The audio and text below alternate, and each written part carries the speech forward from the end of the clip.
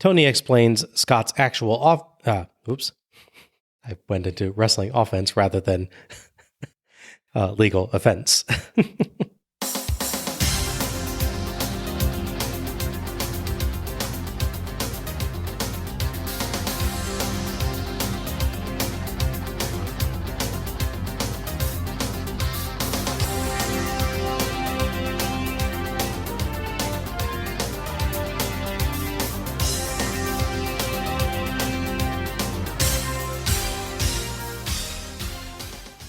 Hello everyone, and welcome to Let's Go to the Ring, where we take a look at the good old days, and not so good old days, of World Championship Wrestling, series by series. I'm your host, Bob Moore, and I'm joined by a man who showers at least slightly more often than Bunkhouse Buck, Alec Bridgen. I want to say it's a compliment, but I'm not 100% sure. I'm like 97% sure. I did say more often. That's true, yes. Tonight, we are taking a look at Spring Stampede 1997. These men do solemnly swear to kick, fight, punch, stomp, and flatten anybody who gets in their way. What a weird list that is. Yeah, right? We get a specific move, a generalization, a specific move, and an effect rather than a move. Well, there's a no DQ match, so maybe they can use an actual steamroller in this. That's entirely possible, yeah. Yeah, it's the 90s. I guess maybe fight and flatten cover things like suplexes, power bombs, and other things you would expect to see on a wrestling show. I mean, if Vader was on this show, I believe flatten, personally. But true. He's not, sadly. That is true. Notably, the men on the poster for this event are the then current Four Horsemen: Ric Flair, Arn Anderson, Mongo McMichael, and Chris Benoit. But Ric Flair and Arn Anderson don't have matches tonight, so they've broken their oath to fight, haven't they? A little bit, yeah. I guess maybe nobody got in their way, so they didn't have to. Oh, yeah, that's true. It's a clause, I guess. Yeah. Or maybe it was in the parking lot. They beat some guy up when he took their space. I mean, it's Ric Flair, so that's very possible, yes. They couldn't identify the man other than he was blonde and he yelled woo all the time. Could be anyone, police say. Spring Stampede 1997 was held on April 6, 1997 at the Tupelo Coliseum in Tupelo, Mississippi, in front of a sold-out crowd of 8,356 fans, of which 7,428 paid. The Tupelo Coliseum, now the Bancorp South Arena, because apparently sports complex names must now always be incredibly boring, right? Is listed as holding up to 10,000 people, but about 8,000 for sports events, so that sold out seems pretty legit. Yeah, okay, could be. Spring Stampede 1997 also earned 145,000 pay-per-view buys, about 25,000 more than last year. Yeah. That is on the lower end of WCW's 1997 numbers. In fact, the only WCW show that got a lower number in 97 was NWO Sold Out in January, which at 120,000 still got at least 3 times as many buys as it deserved. Yeah, way more than that, yes. Having taken a couple of years off, Spring Stampede returns to a drastically changed company, having entirely skipped the WCW Hulkamania era and landed plop in the middle of the NWO angle. Yeah. How much is that going to affect the atmosphere of the show itself? To find out, let's go to the ring. In WCW Spring Stampede, the streets will be clear when Diamond Dallas Page calls out Randy Savage. Don't forget to bring your little bimbo Liz. What'd you say? Other villains of the NWO will take it to the mat with the Steiner brothers. It's gonna be the Steiner brothers' revenge. Madusa says there'll be a new sheriff in town when she takes on Akira Hokuto for the WCW Women's World title. Prince Iaukea will attempt to brand Lord Steven a loser in a TV title match. Then all the gold is up for grabs when champion Dean Malenko I'm giving you an opportunity. has a standoff with horseman Chris Benoit So show up and prove yourself. for the WCW US title. And in the final showdown, the 4-corner match will have Lex Luger, the Giant, and Harlem Heat gunning for a chance at bringing home the WCW World title from Hollywood Hogan. The Rumblin' is WCW Spring Stampede.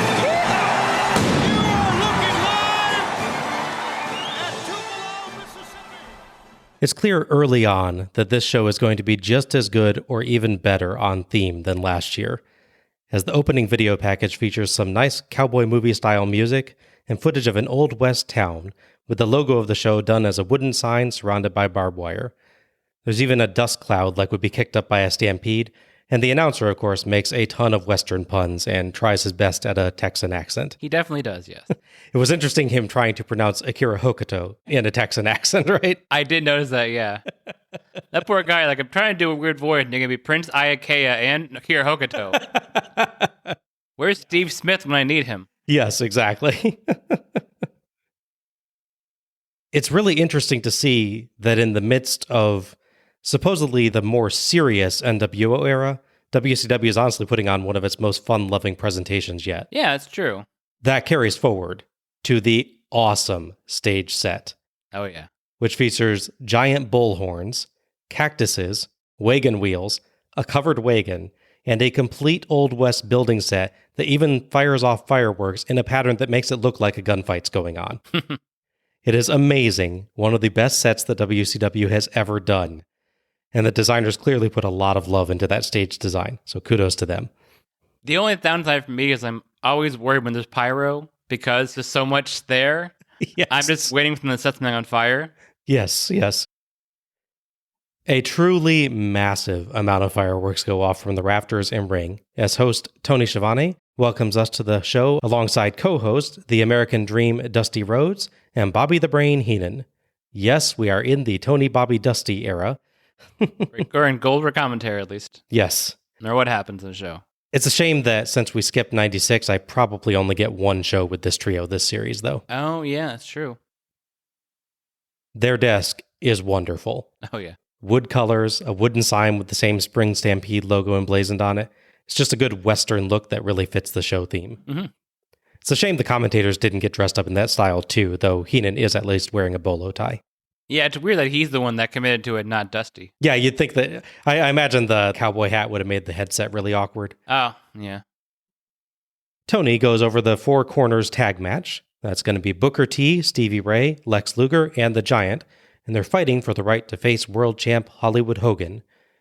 And he mentions our actual main event tonight, Diamond Dallas Page versus the Macho Man Randy Savage in a no disqualification match.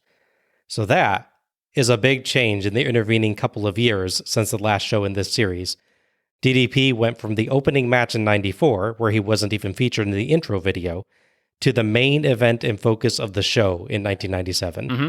That's an incredible thing, isn't it? Like, oh, yeah. We'd skip 2 years and suddenly the dude's main event material. Yeah. This is his big test show to sort of prove he can beat him. Yeah. This is DDP's first ever shot at the main event, which is amazing. Because his Battle Bowl match wasn't the main event. That's true. Tony also mentions the World Tag Title match, but he notes that there's been a few changes. The NWO's Scott Hall is not here, and the WCW Championship Committee has said that his partner, Kevin Nash, must defend the tag titles himself against the Steiner brothers. Tony says that Nash has said he'll do it, but he has demands that must be met. But he's not coming out to explain those demands, so Lee Marshall has been sent to the back to try to talk to him. Dusty says, one good man can't beat two good men, so this might be the crack in the NWO's armor. Heenan says the NWO is going to have to put up or shut up, and Nash will not be able to beat both Steiners. Tony says, it's time to go to the ring. So close. It's just taunting you. So our first match is Ultimo Dragon, labeled Ultimate Dragon, versus Rey Mysterio Jr. The referee for this one is Mark Curtis, and Mike Tenay is joining the commentary team for this one. Rey Mysterio would challenge Prince Iaukea unsuccessfully for the TV title at a recent show. Meanwhile, Ultimate Dragon is now out of the Cruiserweight ranks due to stuff that happened, so he's going for that title. Interestingly, there's a pre-tape bit on one of the Go Home Nitros where Sonny Ono in a backstage video taunted Mysterio for challenging Dragon, even though Ono is not connected to Dragon here in the show at all.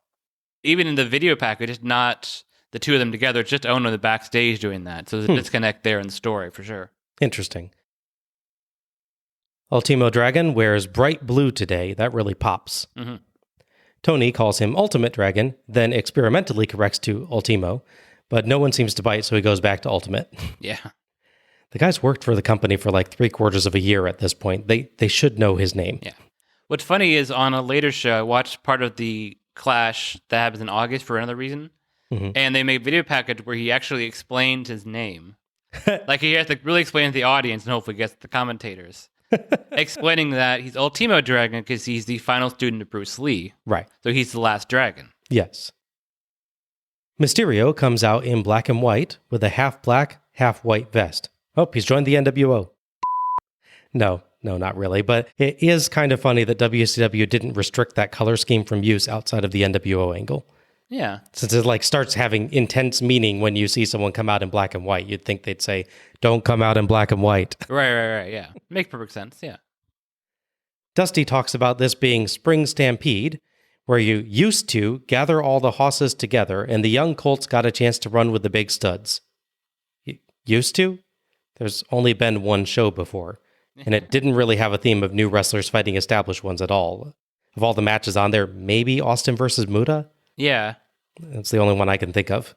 Yeah, I mean, Flair and Ricky Steamboat were both on the first Starrcade, so they're definitely not young versus old at this point. And yeah, Bunkhouse Buck was new when he was fighting Dustin Rhodes, but it's not like Dustin Rhodes had been around for a decade. Right, he wasn't fighting Dusty Rhodes. Yeah. Right, yeah. Not yet, anyways. Maybe Dusty thinks of that as Dustin just carrying on his legacy, so he thought that qualified. Yeah, sure, why not? Tenay correctly uses Ultimo. Dragon and Mysterio begin some really excellent mat wrestling, and Tenay says neither wants to be the first to make a big mistake, and that's why they aren't going high-flying yet. Dragon sends Mysterio neck first to the ropes, as Tenay says Dragon, Mysterio, and Dean Malenko are the cream of the cruiserweight crop. Definitely agree with that. Oh yeah, for sure. Dragon snapmare and roll up for 2, and he lands sharp kicks before a slam for 1, broken for a hold, then a leg scissors and short arm scissors for 2 and 2 again. The crowd is very behind Mysterio. Yeah. Dragon tries using the ropes, but gets caught, forcing the break. Awesome Dragon crucifix backbreaker, and he powerbombs Mysterio, lifts him back up, and dumps him neck first on the ropes. Wow. Dusty calls him Delta Dragon because Dusty is Dusty. Sure, why not? Sleeper hold by Dragon, as the commentators ask where Sonny Ono is. Tony thinks all his focus is on the upcoming women's title match, but Dusty's still surprised because Dragon brought, quote, Sonny Ono Bono his success. Dragon cuts off a Mysterio comeback with a running Liger bomb. Dragon tombstone piledriver for 2, but he pulls Mysterio up.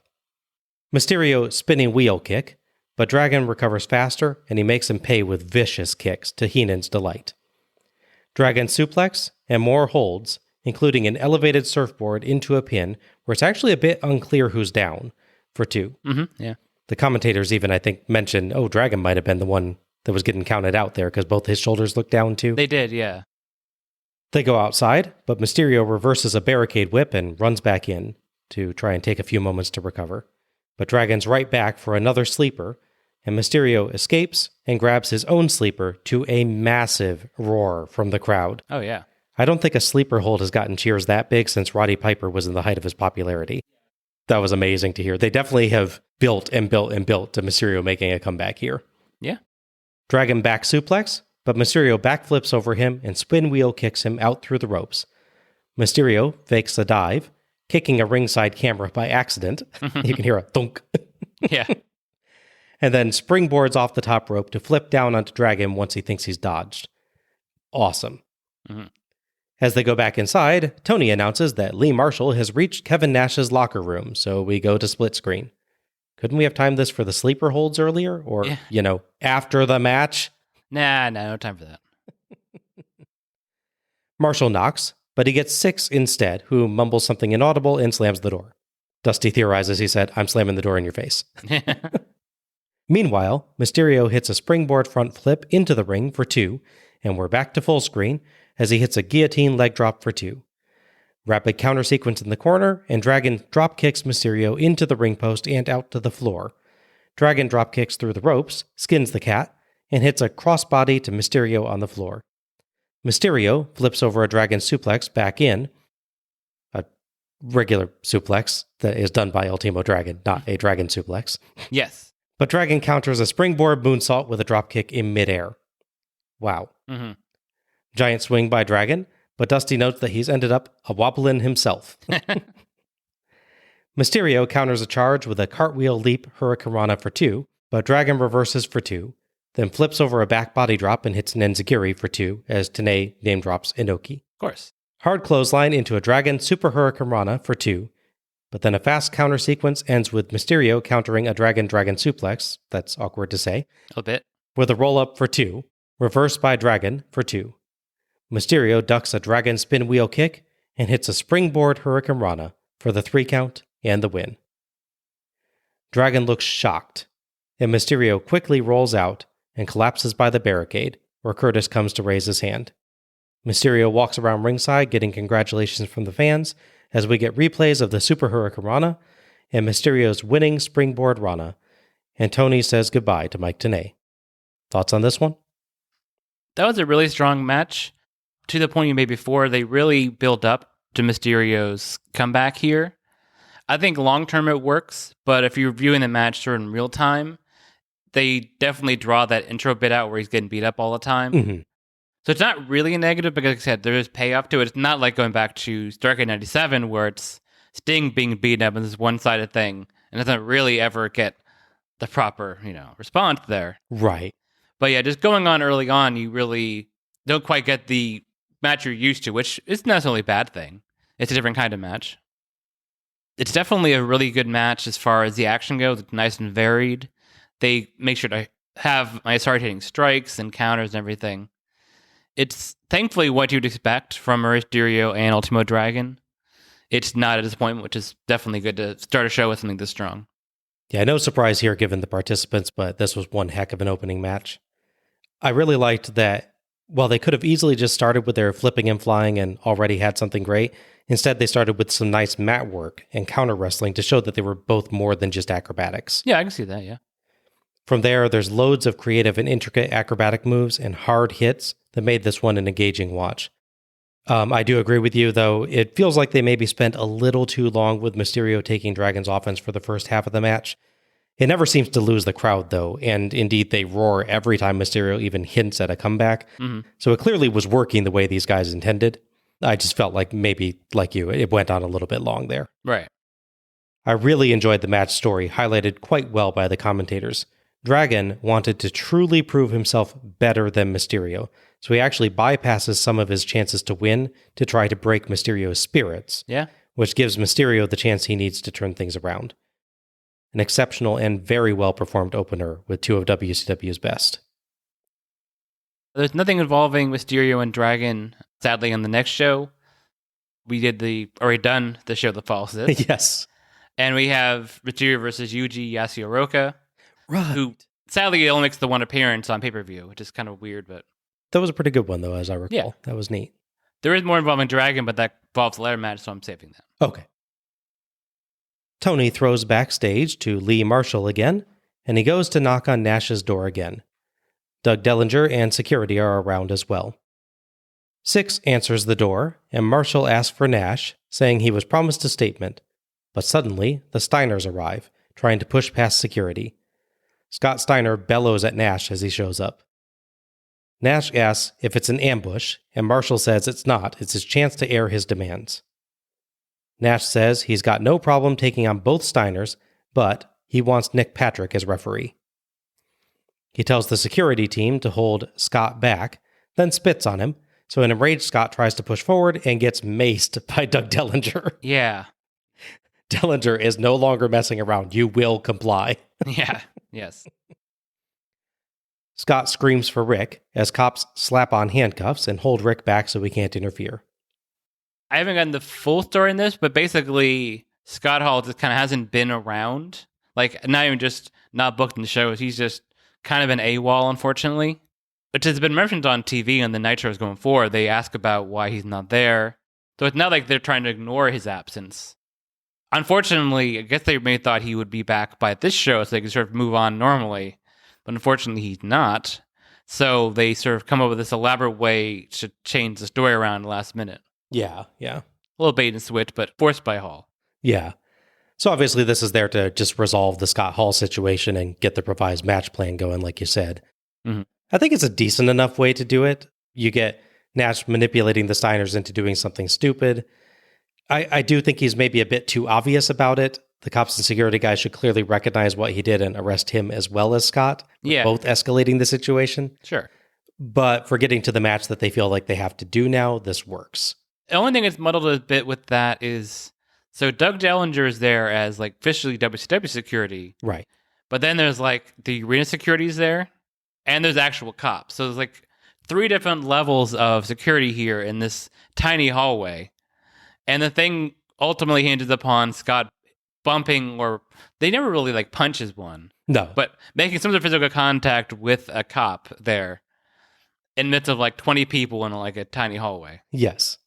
I can understand 3 layers of security, though, when you're dealing with the Steiners. Yes. Yeah. In the future, it's definitely useful. Yeah. It was kind of awesome to see Dellinger not taking any crap and just outright macing a guy, too. When does he ever do that? Yeah. Normally, he just brings out a bunch of jobbers to get beaten up by whoever's he's trying to stop, or kind of wards people off via official-looking gestures. Yeah. Sort of waves his hands. Don't go there. Come on. Just think of all the situations that could have been resolved by Doug Dellinger in a can of mace. I did actually think of some. Oh, okay. Thinking ahead, seeing this, Bret Hart could obviously hire Doug Dellinger for the night. So when Vince McMahon goes to yell and ring the bell, he gets his face full of mace. So no screw job for you. Going back a bit, we have the famous NWO backstage assault with poor Mysterio being thrown by a lawn dart. I figured Doug coming out with the mace, just taking Nash out maybe. Yeah, That would really put a brace on that, I'd think. At least do Hall. I mean, he might not have been able to reach Nash with the mace. True. I mean, so tall. Yes. Going outside the world of wrestling, we have an event that happens a little bit after this, involving Mike Tyson and Evander Holyfield. Oh, right. Tyson starts making eyes, got to take care of him, Doug. And lastly, I have him interfering before Lake is assassinated. He just sort of pops out and just maces John Luke's booth and he goes into the booth. Thanks, Doug. I think some of those are perhaps more reasonable than others, but yeah, sure. I mean, I don't know his actual age. He could have been there.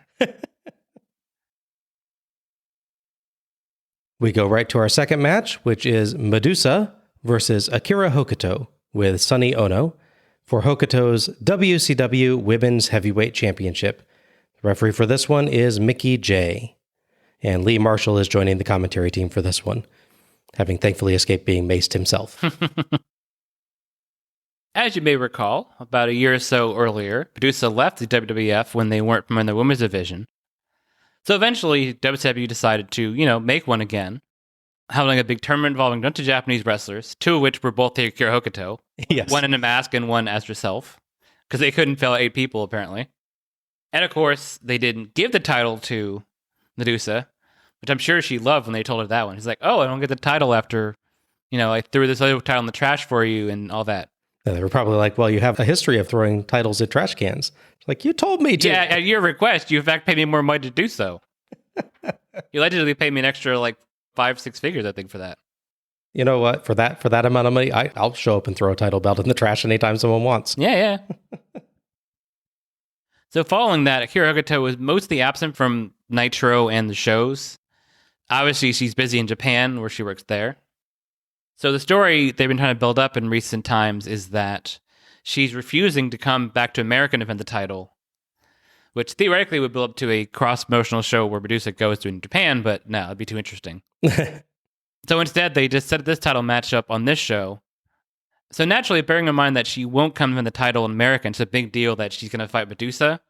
She defends the title on the Nitro right before this. I get... Come on. Right? I get you need to remind people what she is for the match, but the whole point is she wouldn't have the title. Oh yeah, sure, I'll fight this random lady. You could just have it be a non-title match. Yeah, exactly. It's bizarre. I love Madusa's theme music. It's a very cool electric guitar and kind of a blues and country style. Oh yeah. It really is quite fitting. Mm-hmm. She comes out in her traditional American-themed outfit. It looks good, but I do think she needs to extend the full flag design all the way around the shorts instead of just having a kind of a bikini pattern atop the flat red shorts. Yeah, flag thong is a little weird. Yeah. Akira Hokuto comes out accompanied by Sonny Ono. Hokuto wears her awesome elaborate kimono and poses for a selfie with Ono. Ono has a cool Akira Hokuto t-shirt on under his usual suit coat, in a more subtle way of dressing up for his client like Jimmy Hart does. Yeah. Hokuto's actual wrestling gear is a really nice blue, white, and gold combo. Looks kind of like a superhero warrior queen. Yeah, I can see that, yeah. The commentators discuss Scott Steiner getting maced, and I believe this is where Dusty mentions that at some point he was maced himself. He does mention that, yes. Yeah. He does, yeah. Marshall doubts that Steiner can compete later tonight. Heenan wonders why the Steiners even went to the dressing room since things were already going in their favor. Tony pretty much agrees that they caused their own problem, but notes that he understands the Steiners being unable to control their emotions given everything that's happened to them in the past few months. Also, I'd note due to being the Steiners. Yeah. Hokuto lands kicks and flings Madusa around by her hair, stops a punch combo with a chop, and chokes Madusa repeatedly, including an impressive elevated choke in the center of the ring, as the commentary team totally ignores the match. Yeah. And continues arguing whether Scott Steiner will be able to compete. Guys, match going on? Right. Tony refocuses everyone as Hokuto interestingly pulls the back of Medusa's neck against the top rope, rather than like choking her against it. Yeah. Kind of a neat twist there. Mm-hmm. Then slams her for one, as Madusa fluidly slips free and bridges out. Her flag vest comes undone, so after a couple leaping hair takedowns for two, she gets annoyed with it and throws it out. Don't worry, she's still decent. Mm-hmm.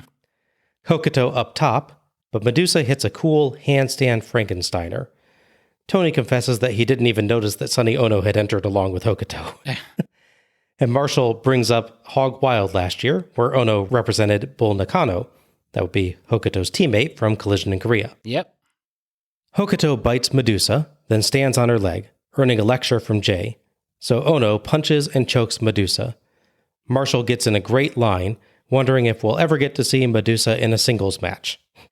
Now, I will say there's one thing about that. I'm sure it's a botch or not. He mentioned a bunch of incidents that have happened, and he mentions her being attacked by Luna Vachon. Mm-hmm. It's possible he's referring to Luna's debut, where she attacks Madusa while she's doing an interview. But it's not a match. That's not a match, yes. Okay. So I'm wondering if he read ahead in the story a bit. It's entirely possible. Yeah. Entirely possible, yeah. Because he says it, and then like no one responds, and he just sort of stops talking. Like maybe he realized he said something he wasn't supposed to. Oops. Hokuto torture rack, but Madusa rolls her up for two. Medusa's second rope drop kicks as Marshall references her dumping the WWF Women's title in the garbage back when she first showed up in WCW, and says that she considers the WCW Women's title her destiny. Madusa German suplex bridge for 2 9/10, and the bell actually mistakenly rings. Yeah. Ono to the apron, but Madusa jump kicks him. Jay is distracted yelling at Ono, and Hokuto tries a roll-up, but Madusa back elbows her and tries a power bomb. But Luna Vachon suddenly slips in and kicks her knee, allowing Hokuto to roll through and pin her as Jay turns to deliver the 3 count for the win. Hokuto does a quick celebratory dance as she flees the ring, grabs her belt, and runs up the ramp with Sonny Ono to get away from the angry Madusa. We get replays of a second rope Madusa drop kick, the jump kick that knocked Ono down, the finish, and Hokuto holding up her belt as she retreated from ringside, during which some jerk in the crowd actually reached out to fondle her breast. Oh, yeah, I saw that. Seriously? I'm hoping that was somehow accidental, but it looked really intentional. Thoughts on this one? It was a good match, but obviously the problem they have is that they're given no time to work with here. Mm-hmm. It's like 5 minutes. Yeah. So they've got to squeeze in all their stuff. And this was a duo that I'm sure if we could see more of them from Japan or other places, that maybe they have really good 10, 15-minute matches that are given time to breathe. But unfortunately, they have to basically run this in 1.5 times speed. Mm-hmm. Which is kind of a shame because they're trying to make a point of saying how important this stuff is, but then they talk over half the match like they don't care, and then the match has no time anyways. Yeah, they spend like close to the first half of the match, I think, actually discussing the NWO and Scott Steiner storyline, which I will say that's unfortunately just kind of a hallmark of the NWO era at times, not just in these matches, but at random points on any show, they'll just be distracted by something about the NWO angle and not talk about the match at hand. Right, and to be fair, they unfortunately cut into the Dragon and Mysterio match, so it's not like it's just this match happening. But it definitely adds to the sense of these aren't getting valued. Yeah, exactly. It's also disappointing to see a run-in finish on this. I get that it's setting up a match that we have since seen on Slamboree between Vachon and Madusa. It's also disappointing that the timing just a bit off, because I think the idea is supposed to be that she kicks the leg and Hokuto can sort of like do like a Hurricane Run or some head scissors to get out of it. Maybe, yeah. But the way it kind of comes off, she basically takes a fairly soft powerbomb because of the timing and because maybe she wasn't supposed to do a full powerbomb. And sort of, to her credit, does roll through and does get a pin off it, but it's not the smooth thing that they were going for. Yeah, it doesn't look quite like one smooth motion like you were maybe expecting. Yeah. And I think you're right. I think the timing's just a little bit off, maybe. It's certainly not easy spot to pull off, so I'm not necessarily in a judgmental way, but it was not done properly, unfortunately. Yeah. I thought this was a fun match. I agree it's very short and it's a little bit simple. I do feel like the two could do a lot more than this. And like you said, it didn't help that the commentary team spent a good chunk of the match discussing a totally unrelated storyline. Still, for the time it got, they put on some good, solid action, and they included some impressive spots that showed off their speed, precision, and flexibility. The ending, it has a lot of various parts and actually does work together quite well. Ono's distraction of Jay and the roll-up and then the powerbomb starting and Luna charging in, all that actually works together quite well. It's just the actual critical moment of the powerbomb versus the kick that seems a little bit off-timed. But like you said, it's a complicated spot. Yeah. So it's hard to get everything to go 100% perfect. But I did like the complexity of it, that you get kind of a false finish of Ono's initial distraction and a roll-up, but that doesn't turn out to be the real end. Mm-hmm. And then that gets countered by the actual interference by Vachon. I also wonder if the really close near fall with the kick out and the suplex was like a test, sort of see crowd reaction, see whether they'd give it to Madusa. I could see that. So while this was quite short and I could have done with much more from them, it still ended up being an interesting and entertaining match. Yeah, it's a good but unfortunately truncated showcase for the two, I think. Yeah. Yeah, you definitely get to see some of what they can do, and it whets your appetite for more. Yeah. But you just never really get more at any point, unfortunately. Mm-hmm. As mentioned, Madusa would, of course, wrestle Luna Vachon at Slamboree, which we saw already. Where Luna decided to check if she had appendicitis at one point in that really weird belly hold. Oh, yeah. Following that, Madusa will once again go for the title of the Great American Bash, series I'm looking forward to covering in the future. I should also note that on the Go Home Nitro, they began a tournament for the WCW Women's Cruiserweight Championship, a title even less mentioned and focused on than the WCW Women's now Heavyweight Championship. Yes. Basically, what they did was they had these two random Japanese ladies. I'm sure they're notable in Japan, but for as far as the audience watching Nitro 97 goes, it's these two random Japanese ladies wrestling a match. This guy holds up a title saying we're having a tournament here. One of them wins. It gets a decent reaction, but there's no build-up at all to it. It's just, hey, here's the thing we're doing now. Yeah. The rest of the matches would happen on WCW Saturday Night or on Main Event. And the title would only ever be defended in a person called Gaia in Japan, which is one of a surprisingly large amount of women-only promotions in Japan. Yeah. It's a bigger thing in there than it is here, for sure. A little factoid I discovered as well doing this. I mentioned on the Collision Korea show about El Samurai's longevity because he would win a title in 2010, and that show was in 1995. I actually have something to beat that. Okay. So the only connective thread between the women's cruiserweight tournament and the women's heavyweight tournament is Meiko Satomura. Okay. She was a couple years in her career at that point in Japan. She loses both first-round matches in the tournaments. She will go on to continue wrestling to this day. She is the current NXT UK Women's Champion. Oh, okay.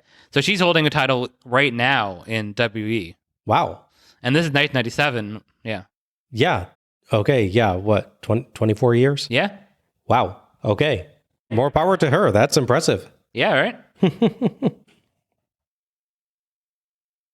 Our third match is Lord Steven Regal versus the artist currently known as Prince Iaukea for Iakea's WCW World Television Championship. The referee for this one is Mark Curtis. A couple months back, Regal's TV title reign was interrupted by a surprise upset win by Iaukea.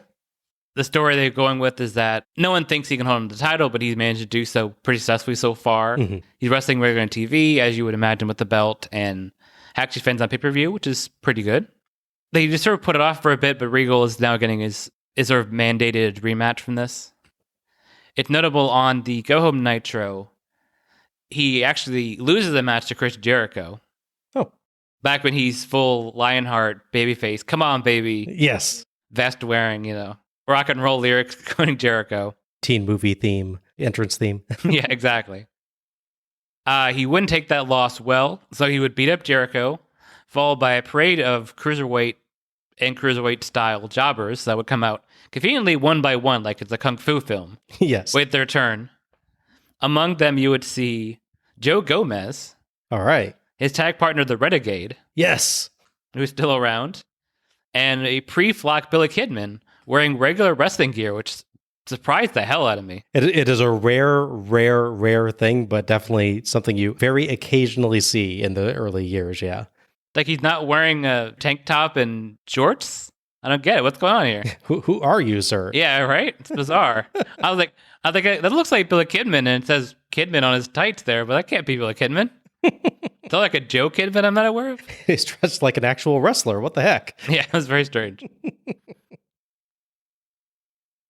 It's a pretty awesome culture clash, seeing Regal come out to Clark's very formal and elegant Prince of Denmark's march in front of an Old West town set. A bit, yeah. I'm not fond of Regal's new robe, though. I do like the frills on the front, but the rest of it looks like shiny plastic or something rather than normal cloth, so it kind of clashes to me. It's like it's supposed to look like a colonial era thing, but instead it looks like a Halloween costume of a colonial era outfit. Yeah, I can kind of see that. Iaukea has a neat drum-heavy piece for his entrance and does a traditional dance when he enters the ring. Dusty says Iaukea has earned his way to the championship and that both he and Diamond Dallas Page have the matches of their lives tonight. And Heenan chimes in that Iaukea has more confidence each time he comes out. Dusty says he said that, and Heenan says he was interpreting. Regal argues with a large group of fans at ringside as Tony promotes the WCW website, which is apparently the hottest website on the internet. I doubt that. Yes. And also, just to ire me, it's WCWWrestling.com. Yes. What's that second W mean again? Well. I guess they were worried that if they typed it as WC Wrestling, someone would think it meant water closet wrestling. Yeah, I guess. Regal cheap shot, but Iaukea knocks him flat and gives a good, determined look. Regal argues with the fans some more, as Tony says that Scott Steiner has been arrested, so the Outsiders versus Steiners is now Nash versus Rick Steiner, but it's still for the tag titles. Iaukea side headlock takeover for 2, but Regal rolls him over for 1. Regal works the arm, but Iaukea escapes and puts on a headlock, keeping it on through several Regal escape attempts until Regal cheap shots him on a rope break. Tony mentions that Dennis Rodman has joined the NWO, but he's still nice enough to promote Rodman's movie, Double Team, also starring Jean-Claude Van Damme. That's a classic. It's a classic of sorts. And it got its own sequel, so that's something. Yes, it did. That is a thing that happened. Yeah. Regal beats Iaukea up and does a muscle pose. Tony explains Scott's actual offense was striking a cop, and surprisingly, Heenan defends him, saying that he was just going for Nash and everybody else was just in the way. Was just kind of funny, like Dusty actually criticizes him, and Heenan defends him. Yeah, Heenan really is a face as long as it involves you being at the NWO. Yeah. He will take any opportunity for that. It's actually a fascinating thing with his commentary Mm-hmm. that he actually decided this will be a unique thing for a heel commentator to do. Yeah. I will not defend this one specific group of heels. Yeah. It's really, really interesting. And he still will do some things where he kind of has a cowardly side. So if they're too close to him or something like that, he'll kind of start speaking more favorably of them. Or Right. if it's looking like things are really starting to go their way, then he'll start edging towards it. But otherwise, he's just as strongly against NWO as the rest of the announcers, which is really cool with him being a bad guy. Mm-hmm. Regal throws Iaukea through the ropes, but he springboards back in for one. Regal tries to claim Iaukea was close fist punching. Heenan says Iaukea, as champ, should hang back and force Regal to take risk and make mistakes. Tony's actually in agreement, but then Heenan goes full heel by noting he means Iaukea doesn't even have to win the match, just keep his title by any means necessary. Yeah, sure. Iaukea wins a test of strength for 2, but Regal blocks a knee drop, kips up, and eye pokes him, then claims that it was a legal open hand slap with a very wonderful, innocent expression. It's a European thing, yeah. Regal locks on a full Nelson. The commentators go back to Steiner versus Nash, saying that with Nick Patrick as ref, it's now effectively a 2 versus 1 match. Iaukea escapes, slips a bit on a sunset flip attempt, and completes it on the second try. Nice recovery there. Mm-hmm. Yeah. Regal punches free and lands vicious strikes, but Iaukea fights back with double chops, and Regal retreats as Iaukea challenges him. Tony says Iakea's dander is up, and Dusty is tremendously abused by this. Right. It's not quite as good reaction as the dragon screw leg whip. Yeah, time he hears it, but it's pretty close. Yeah, that's peak Dusty reaction. Yeah. Regal calmly dodges an Iaukea springboard crossbody and looks insufferably pleased with himself. He does, yeah. Iaukea reverses a whip for several strikes, but Regal hits the brakes on another whip and goes for a roll-up, only for Iaukea to spin and catch him with a sudden pin for the 3 count and the win. Surprising ending there that gets pretty big cheers from the crowd. Yeah. Regal attacks Iaukea after the bell, and they trade blows, but Regal gets Iaukea down and puts on the Regal stretch as Curtis tries to get him to let go. Regal finally does let go and yells at Curtis, then goes back and puts the hold back on, smashing Iaukea with the belt in the process. Dillinger, you want to come out with that can of mace? Yeah, I was going to say, you can't establish him as his presence and then ignore him for the show, right? Just, nope, he's done with that. He got his macing in for the day, I guess. Yeah. Regal beats up Iaukea until he just kind of decides he's done and goes away. Dusty, in the middle of making a point about this being a costly victory for Iaukea, gets very distracted as the camera cuts to one of the decorative cactuses around the arena. Quote, "Well, you talk about costly victories. This could be a very costly victory for the Prince right here, cactus." Right here in the middle of cactus. Oh, I love Dusty Rhodes. Oh, Mick is in the wrong company now. Yeah, true. We get a replay of the finish, and Heenan pronounces Iaukea as Iaku. No. Close enough. Thoughts on this one? I thought it was a pretty solid match. The one thing would be that, while it's really technically solid for the most part, it's a bit slower pace as the story. Because obviously there's a good story here, which is that Regal is just trying to wear this guy down. Regal obviously knows how the TV title rules work. He knows how much time he has. Yeah. So that kind of plays into that a bit. He doesn't do things he doesn't have to do to try and get the victory. He knows how to work this kind of match. I think this kind of match works really well when it's simple Regal and Mysterio, where his big comebacks are really vibrant. Mm-hmm. So you can get 2 minutes of a whole working him down and then a Hurricane Rana. I don't think IK's offense is bad. It's just not quite as strong as I think you need for this kind of story to work properly to get the good crowd reaction consistently. Mm-hmm. It's also good that it builds up to presumably the rematch between these two with the post-match angle as well. And obviously the story is nice that after all of his boasting and bragging and showmanship, Regal was beaten by a wrestling move. Yeah. And not like a strike or something. Right, yeah. He actually gets out-wrestled in the end. Yeah, Iaukea is only actually like a couple years into his career as a whole and only actually 1 year into WCW. And you can kind of tell because a lot of this match uses simpler spots than the norm for a Regal match. Sure. But at the same time, it doesn't really work much against it. They keep a pretty good pace, have nice intensity, and make excellent use of the spots that Iaukea can do to put on a nice little contest. So it doesn't have the technical artistry of other Regal matches, but it still has his really strong character, and he works really well with the less experienced talent, giving Iaukea a chance to look good and prove himself to the fans. And it works quite well, as the fans actually do seem quite behind Iaukea and cheer pretty big for his victory. Yeah. It's not the Mysterio sleeper hold spot earlier in the night, No. but that was a unique thing. Yeah, for sure. There's a flub or two along the way, but they recover very quickly and they never lose their stride. And I agree, the ending was really nice. It's a creative double counter. They had to go perfectly to work, and it does. Yeah.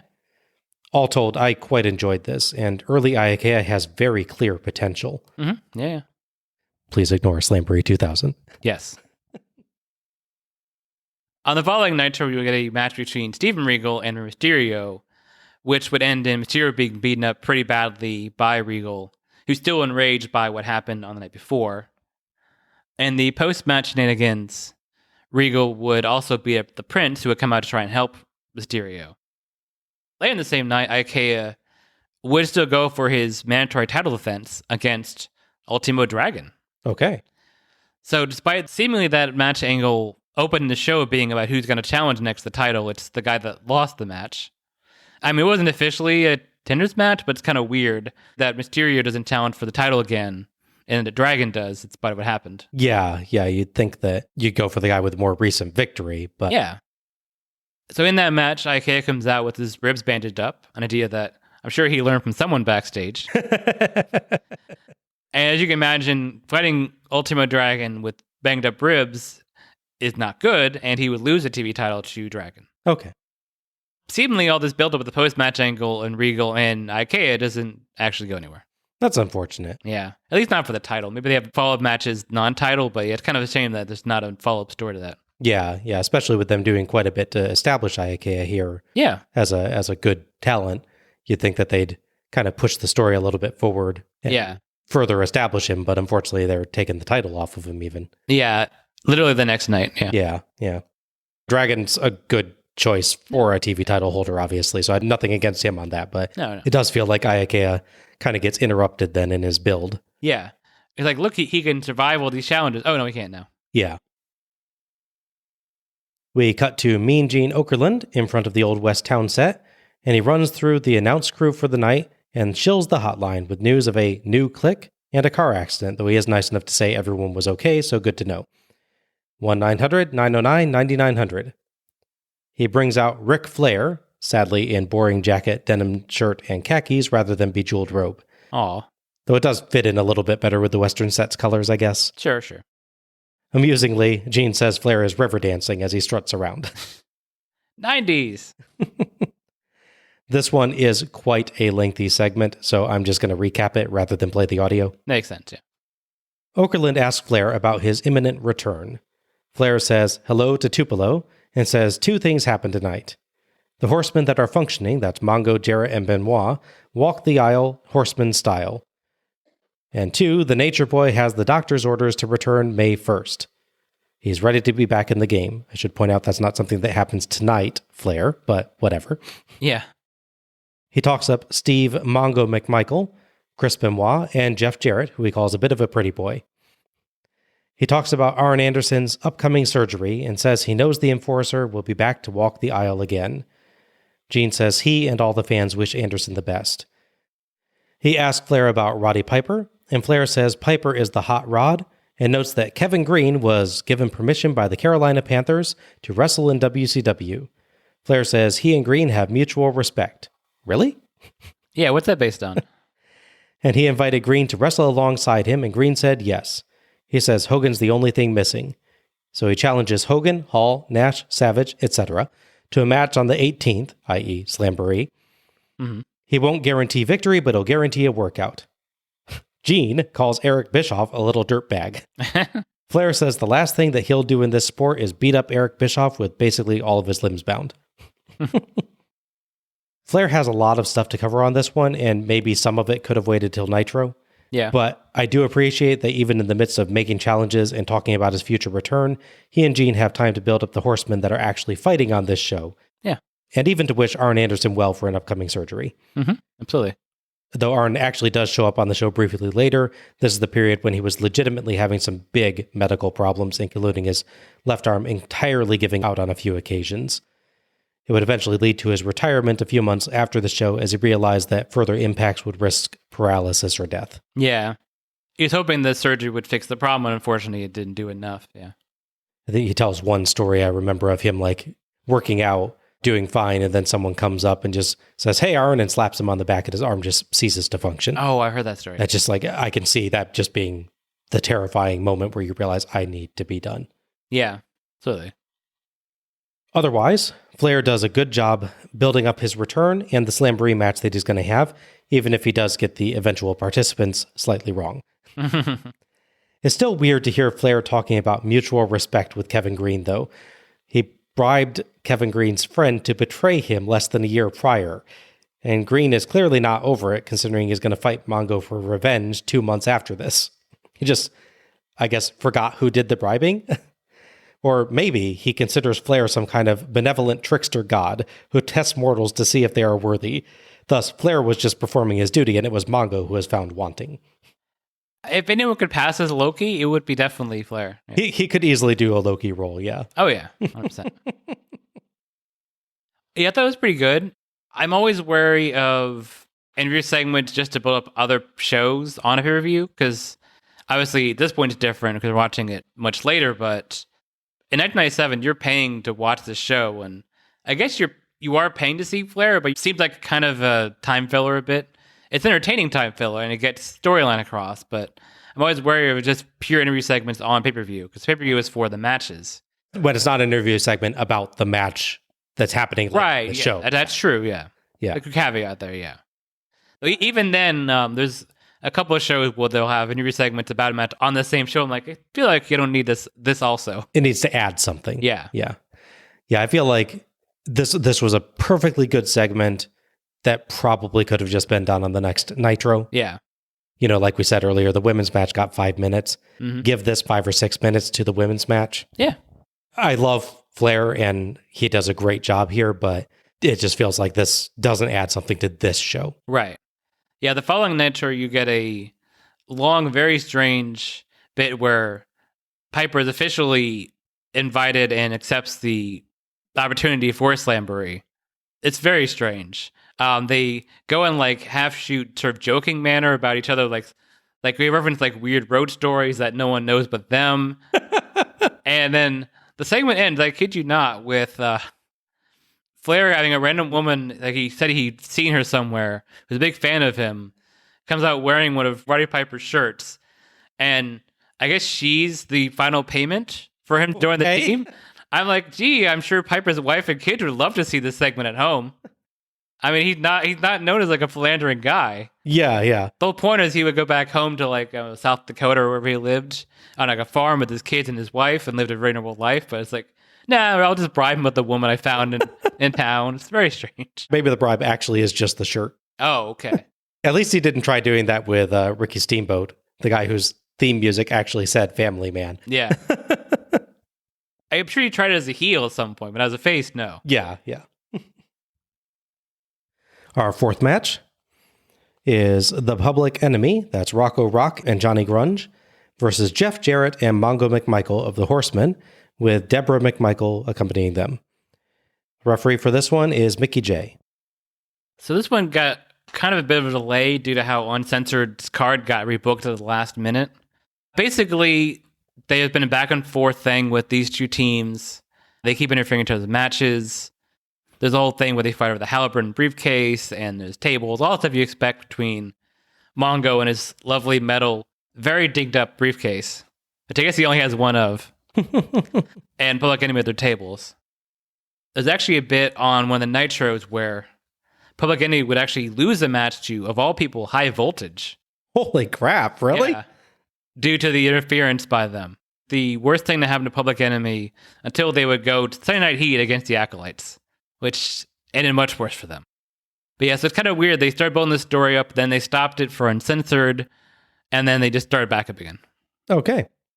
It still flows pretty well, but it's there's an odd gap there. The crowd does not do much better waving their hands in time than Public Enemy do this time. What's a serious match, Bob? They don't have time to do it right. Of course, Public Enemy have a table with them per usual, which they set up at ringside. The Horsemen come out to the awesome Horseman guitar theme, and all is right with the world. Even if the Horsemen in this case are Jeff Jarrett and Mongo, accompanied by Queen of the WCW, Deborah. Sigh. I love that they actually printed it with that. It's not just people calling her that. There is a legitimate sash with Queen of the WCW on it. And no one realized in the entire production process that was wrong. Also, so given this match and given the setting, since Public Enemy came with the table, shouldn't the Horsemen come out with at least one horse? That would be awesome. I mean, that name would totally work.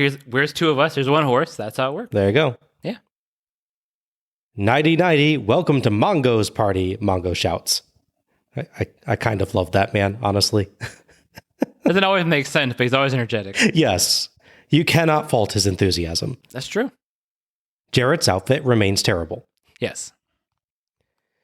As the teams line up, Tony says the NWO is getting stronger, but the Horsemen are working out the kinks to prepare to face them. Dusty tries to sell us on the Dungeon of Doom getting stronger too. Well, yes, but in the same way that negative 296.95 is better than negative 297. Yes.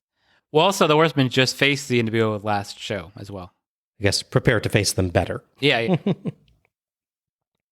Mongo and Rock start, and Rock shoves Mongo, earning a slap and hard shove back. Rock works a headlock, then lands strikes and chokes, but Mongo reverses a whip, and Jarrett nails Rock from the apron. Grunge in, but Mongo tackles him, then tackles Rock, and Mongo and Jarrett strut in unison. Dusty says they ought to worry about wrestling, not strutting, but Heenan and Tony say it actually shows that they're working as a team. Suppose, yeah. Which I'll allow. I mean, Mongo and Jarrett, I think, to this point have had a little bit of at oddsness in their angles. Very much so. Yes. It is kind of a neat, hey, we're actually on the same page now spot. Mm-hmm. Yeah. Tags to Jarrett and Grunge, and Jarrett distracts Grunge by complaining about hair pulls, then slugs him when he's distracted looking at the ref. Jarrett facebuster, then abdominal stretch, but Heenan jokes that Grunge has too much abdominal for the stretch. Oh. Jarrett uses Mongo for leverage, then the ropes, but gets caught, and Jay breaks, so Grunge flips Jarrett down. Jarrett tries a leapfrog, but Grunge waits and slugs him as he lands. Cute. Yeah, that was a good spot, yeah. Rock slugs Jarrett, and Grunge scoops Jarrett up as Mongo gets in and awkwardly stands there for a moment. Grunge atomic drops Jarrett into Mongo. Grunge clothesline to Jarrett, and he retreats up the ramp momentarily. Dusty and Heenan nicely chalk Mongo's paws up to an in-character rookie mistake, charging in but not knowing how best to help his partner, rather than an out-of-character timing error. Yeah, I mean, it's a good cover in their part, to be fair. Jarrett, brilliantly, sarcastically counts along with Jay before he finally gets back into the ring at 9. Mm-hmm, yeah. Tags to Rock and Mongo hits big strikes and a sidewalk slam, but slugs Grunge before going for a pin. Grunge charges in, so Mongo only gets 2 after Jay hustles Grunge back out of the ring. Deborah taunts Rock, who very audibly calls her a twice. Wow. Jeez, man. Beautiful Mongo tilt-a-whirl slam gets 2 as Grunge saves, and Jarrett knocks Grunge out of the ring. Deborah slaps Grunge. Everyone outside, and we go to split screen. Not very long, thankfully. No. Mongo sends Rock into the side of a covered wagon. Grunge shoves Deborah onto the table, but Jarrett saves with the chair, but Grunge puts him on the table. Full screen, so we miss Mongo and Rock knocking over some steers. A delighted Heenan references the Blazing Saddles character Mongo knocking out a steer. He must have been saving that joke since Mongo first joined WCW. Oh yeah, 100%. He sounds so happy. Yeah. What he's saying is great. Mm-hmm. Back to split screen, and Rock uses a broken horn against Mongo as Jarrett dodges Grunge's dive, so Grunge goes through the table. Full screen again, and everyone's back in. Jarrett crossbody to Grunge gets 2 as Rock saves. Grunge knocks Jarrett outside, and Mongo fights off both Public Enemy, but they actually block a double noggin knocker. When does that ever happen? It's pretty rare, yeah. Mongo tags Jarrett, who hits his beautiful drop kicks. Grunge tries a powerbomb, but Mongo sneaks in to clothesline him down. Jarrett slaps the figure 4 on Grunge as Jay encourages a cheering Mongo to leave, and Rock sneaks in and KOs Jarrett with Mongo's Halliburton. Jay turns, sees the unconscious Jarrett in figure 4 pose, and I guess assumes he passed out in the hold he himself was putting on? So he delivers the 3 count and the win for Grunge as Mongo's too late to save. Mongo is displeased. Public Enemy fail to arm wave in sync outside as Mongo and Deborah argue in the ring over a barely conscious Jarrett. We get replays of the table crash and the Halliburton shot, then the pinfall.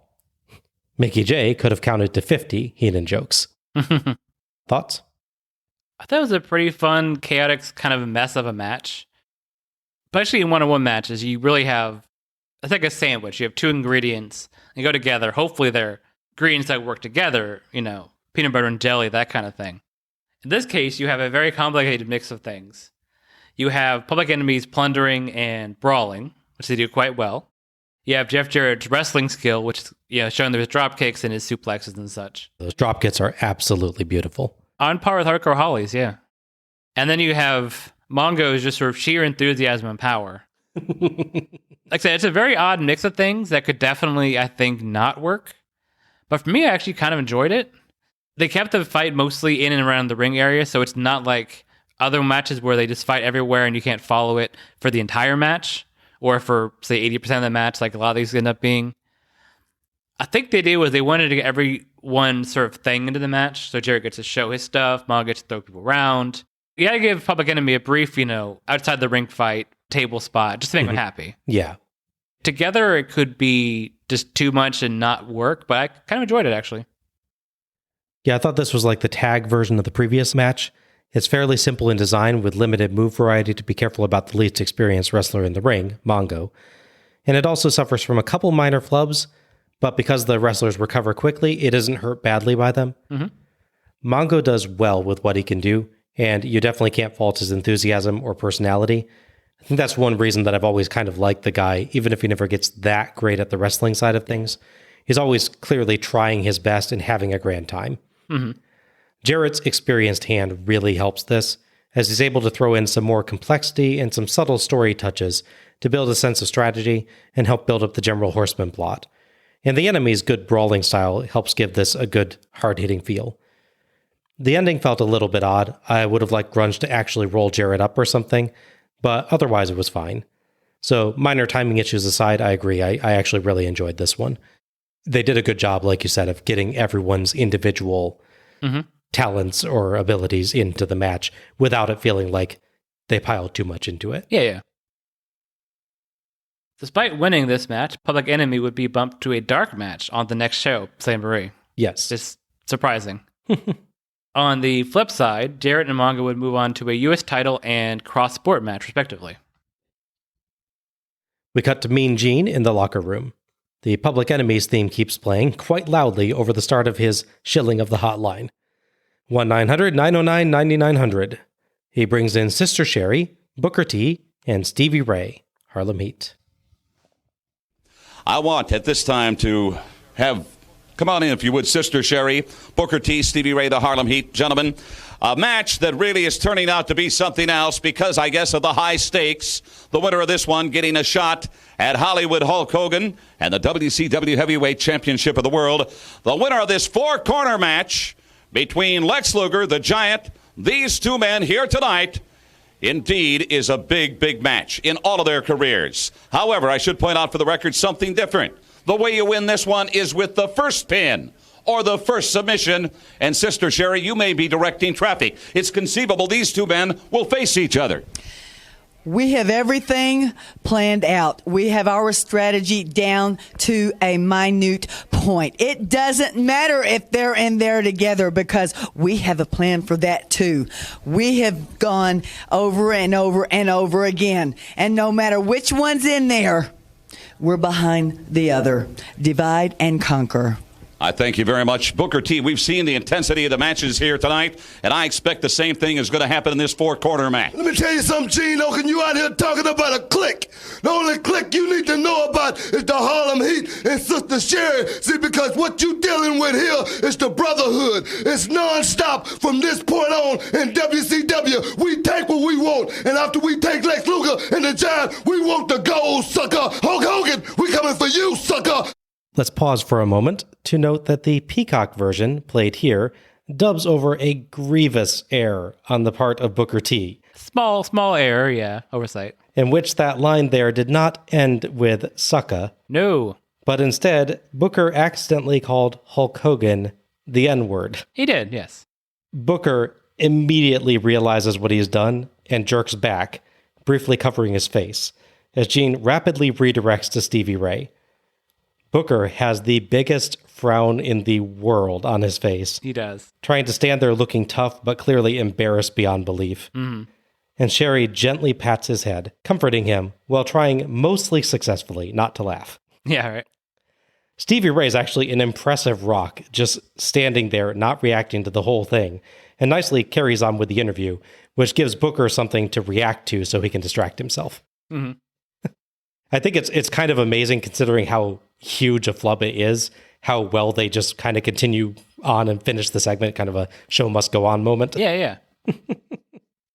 If only they'd shown that kind of restraint with the infamous Shockmaster segment. Yes. And everyone started laughing and swearing in Yeah. the background when it happened. Yeah. Knowing this is coming up, we're like, how are we going to handle this segment? Because we can't play the original audio for obvious reasons. Yes. But then we watched the Peacock version, like, oh, that makes it easy. We can just play this version. Yes, yeah. They have nicely given us a version that we can actually play on our show without being thrown off of the various podcasting services. And thankfully for their part, Booker T said sucker about, 10,000 times during his time in WCW? So he had a bevy of clips to use to pick this one. I'm fairly certain it's literally taken from like 3 seconds before, because it says sucka in exactly the same way. Yeah. They've done a tremendously good job of actually blending it in, by the way. If you aren't watching the video, you really probably wouldn't detect that was an overdub. Yeah, that's true. It's not bad. Booker has talked about that since and says, I was just getting into the promo and getting emotional, and that was how I talked at times, growing up, and that just slipped out. He was not happy with himself afterwards and is not happy with that promo, understandably. He takes it in his stride. It's not really an indictment of him that he said it. It's just, it's understandable. He's kind of in the motion of the thing. It's a big promo for him. It's a big time for him. So it's understandable the way it happened. Yeah. Anyway, on with the rest of the promo. Sure. I should point out for the record, Stevie Ray, look at this. Take a look. We're talking about the rack, the torture rack of Lex Luger, and what about the choke slam of the Giant? These are the things you're going to have to deal with tonight. What about the Harlem Hangover? What about the Heat Seeker? What about the Tower Inferno? I don't see nobody talking about that. You think we came out here because it's time for romper room, sucker? Well, let me tell you something. When me and my brother go to school, the principal checks out. All you knuckleheads. Lex Luger, Giant, get ready, because we coming for the gold. That's Hulk Hogan's gold, and you two suckers are in the way. We taking you out one at a time. Now, can you dig it? I thank you very much. I suspect, Sister Sherry, like many of the managerial people that I've known, if your men come up with a victory tonight, I'm assuming there's going to be a little party. There is going to be a great big party in Harlem tonight. We're going to pick our skirts up and we're going to knock our legs all over the place, and we're going to celebrate the gold. Gene, it's a lot of knuckleheads out there been looking over the Harlem Heat. But after the night, after we get the shot with Hulk Hogan, all the knucklehead suckers can lay to rest, because we taking it all. Now, can you dig it? All right, Harlem Heat, Sister Sherry, I thank you. By the way, Bobby Heenan, you probably heard about that party. That's something I'm certain that might interest you. Right now, let's get you back inside the arena for more action here at Spring Stampede. Infamous absolute disaster aside, the rest of this promo is actually pretty good. Yeah. And it's impressive how well they managed to carry on with it. I think a lot of people, myself included, see that clip of Booker's faux pas and think that's where the promo ends. But it's not. It goes on, and he even has to talk again. Yeah. If it were me, I would have wanted to go crawl in a hidden alcove somewhere for the rest of the night or the week or my life. But with Gene and Stevie carrying things forward and Sherry helping him calm down and refocus, Booker's able to recover well and even delivers a very strong ending to a segment he himself nearly derailed. Yeah. It's actually pretty amazing. It's definitely funny hearing during Steve Ray's bit where he yells out, "We want the gold again." Like he tried to recover from that. Yeah, he starts like making hand motions to demonstrate the moves and going, yeah, and stuff. Yeah. And I think that genuinely helps him. Like just he's able to get past what he did and just get himself back in promo mode so that by the time it comes around to him again, he's able to just deliver his ending just great. Yeah. Yeah. Poor Owen Hart has no one with him when he's doing the infamous your leg out of your leg. And that's like his ending line too. Yeah. So it's like there's no recovering. There's nothing you can do for that. But yeah, it's a good interview segment. It builds up a match nicely. It has historical notoriety for the part we just talked about. But yeah, it's on its own. That part aside, it is a good promo for building things up. Yeah, absolutely. I am a little bit sad that the original Disaster Piece audio is not available on Peacock for people to listen to, but I get why. Right. You really shouldn't put that up. Now, I am curious about that because Peacock, I guess, is not a thing in the UK and Europe, or at least not fully. I don't know, but maybe it's in some regions, not others. Because I hear people that live in the UK talking about watching WWE Network. That's just still active there. So I'm wondering if that change got done by WWE and it's everywhere, or is it? Yeah, yeah. Like, is the original version still on the WWE Network and Peacock changed it, or did they change it before? Yeah. Interesting question. You can imagine if they had Hulk Hogan saying that word? That'd be rough. Yeah. Our fifth match is Chris Benoit with Woman versus the man of 1,000 holds, Dean Malenko, for Malenko's WCW United States Heavyweight Championship. Referee for this one is Randy Anderson. So, new champion Dean Malenko is taking on all comers at this point. He's fought such luminaries as Scotty Riggs on Nitro. All right. Yeah.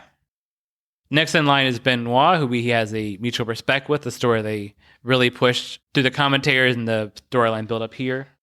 Benoit, of course, has an ongoing issue with Kevin Sullivan, which is very cringy, both then and now. Yeah, for different reasons, but yeah. Also worth noting quickly that Eddie Guerrero is the former champion coming out of here, and he's around, although he's injured, which will play a part in happens later.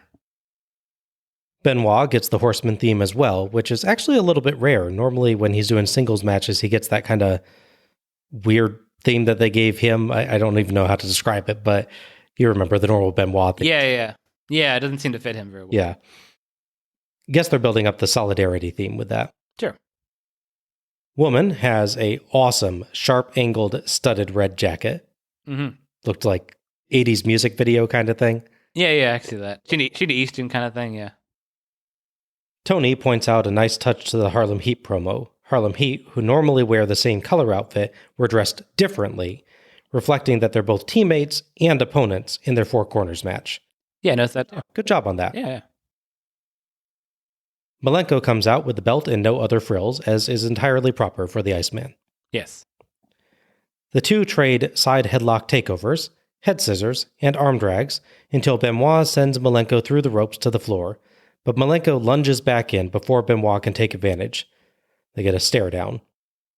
Malenko grabs an ankle lock, which Dusty calls an Unklin situation. Sure.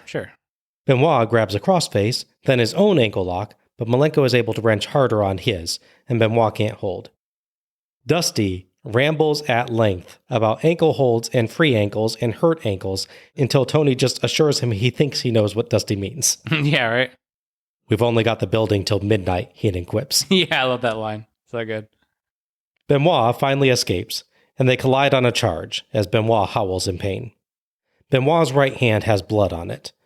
It looked like he had a bandage on a finger when he first came out, and it seems to have torn away during some part of the counter wrestling. Oh, okay. He's clearly bothered by it for the rest of the match, but he rarely lets it actually impact any of his moves. You just catch him basically wiping it on his, thankfully, the red part of his pants. Yeah.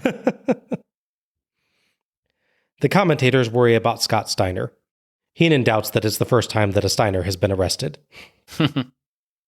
Test of strength goes Malenko's way, but he can't get a pin, and Benoit reverses to several holds, then pins for 2. Malenko escapes the holds with a back suplex, smashes Benoit to the turnbuckle, and small packages him for 2. Benoit chops Malenko so hard that Heenan asks if a shotgun went off. It sounded like it, yeah. It did. That was loud. With his injured hand, by the way, which can't feel great. Yeah. Malenko returns fire and puts on a crossface, then a camel clutch, bending Benoit far backwards. Malenko slaps on a short arm scissors, as the commentators excellently discuss that each is being cautious, aware the person they're fighting could win off a single move. Benoit agonizingly lifts Malenko and suplexes him while still in the short arm scissors. Holy crap. Really impressive spot, yeah. Dusty is amazed. Benoit back suplex and short clothesline earn 2 each. Abdominal stretch by Benoit, but Malenko keeps the arm up on the 3rd try. Excellent shot of the packed Coliseum is poorly timed, as Malenko counters out right then for 1. Benoit lands vicious kicks and a neckbreaker for 2, as Malenko gets the ropes. So, Benoit hooks the leg on a second attempt for another 2. Benoit release snap suplex earns 2 counts. Dusty notes woman screaming for Benoit and mispronounces Banshee so badly that Heenan thinks that he said banjo. Would fit the theme of the show, I guess. I guess so, yes. Malenko corner-to-corner whip, followed by a super fast clothesline, but not Heenan's 60 to 70 miles per hour fast. Benoit floats over a Malenko suplex and hits what the announcers variously call a "What was that? I've never seen that," Heenan. A face-down suplex, Dusty. A reverse face-down suplex, Heenan. A face-down belly-down suplex, Dusty. And a reverse front suplex, Tony, trying to get this back to rationality. Yes. I love this team. Jacqueline suddenly appears and attacks Woman. Jimmy Hart appears, skips over the brawl, and steals the U.S. title as Benoit knocks Malenko down and hits his swan dive headbutt for 2. Eddie Guerrero appears, arm in sling, and smartly dressed. Coming from a fancy restaurant, Eddie? Yeah, he had a date earlier, yeah. He blocks Hart's escape as Doug Dellinger stands nearby, probably wondering if he'll get to mace somebody again. Malenko suplexes Benoit over the ropes to the floor. That did not look like a fun fall to take. No. Malenko throws Benoit back in, but Arn Anderson shows up, attacks Malenko, and throws him in. Kevin Sullivan approaches with, I guess, a pool cue, it looked like. Kind of, yeah. And Arn stares him down, but then lets him by. Sullivan clocks Benoit in the head from behind, but Malenko charges and decks Sullivan, knocking him onto poor Guerrero. Malenko, exhausted, collapses by Benoit as Randy Anderson signals for the bell, ruling the match a no contest due to the chaos. Outside, Sullivan restrains Guerrero, and Jimmy Hart tosses the U.S. belt on Guerrero's shoulder, and he, Jacqueline, and Sullivan walk poor Eddie up the ramp, acting like he was part of their team all along, as a confused Guerrero tries to protest, unable to free himself due to his injured arm. The commentators discuss Eddie being set up here, though Dusty seems quite willing to believe he might be in on it anyway. You saw it play out in real time, man. Yeah. Hopefully Dean Malenko is more understanding. Back at the ring, Malenko recovers as Woman checks on Benoit. Malenko comes over and helps wake Benoit up. Benoit shoves him, but Malenko calmly waits for him to realize that the match is over and says he was not supposed to be here. The commentators ask who the he Malenko mentioned is, but agree that Malenko and Benoit both clearly understand. As Malenko walks off, we get replays of the suplex to the floor, Jacqueline's attack, Sullivan's attack on Benoit, and the dungeon dragging Eddie away. Thoughts on this one? It's a really strong, technically sound clinic of a match, as you would imagine and expect between these two. They work holds really well. They transition holds really well. They do striking really well. I've always been a fan of Benoit's bit where he throws you out the ropes and just kicks you when you get back. It's got extra motivation rather than just picking up and kicking him in the stomach once. Yeah. Like the sudden stop is kind of interesting to see on that one. Mm-hmm. A lot of times you just do clotheslines there of some kind, but just kick him in the stomach. Just really just stop all momentum as they're running that way. Yeah. I was going to mention that bit where he flips Malenko over while he's in the hold is amazing just to watch take place. Yeah, in like modern wrestling, you see spots like that occasionally where they'll do like a power bomb or something. Yes. But I don't know that I've really seen too many people do the suplex variation off of it. It's really impressive. Pretty uncommon, yeah. Yeah. It's a really good match. And unfortunately, all this nonsense has to happen at the end of it. We have to have all these run-ins, these attacks. Let's be honest, Benoit should have won by DQ, right? Probably. And to be clear, on the show itself, it's a little bit unclear. I think someone eventually says no contest, but I think I actually took no contest from like looking it up on a site somewhere. Yeah. So, no, officially it's listed that, but yeah, it definitely isn't a no contest. Because it wasn't like they were both attacked. Right, yeah. Well, actually, no. I will correct you. Arn Anderson attacks Dean Malenko. Oh, well, yeah. But the match goes on after that, so it didn't end. Right. Based on when it ends, it should be a DQ win for Benoit. Right. I don't mind this stuff necessarily happening on the show. I wish we'd gotten a straight finish, like have Malenko, do some sort of pin escape thing if he's going to beat Benoit. If you're not having to take the title switch just yet. So have him beat Benoit in some way, and then afterwards have all this stuff happen.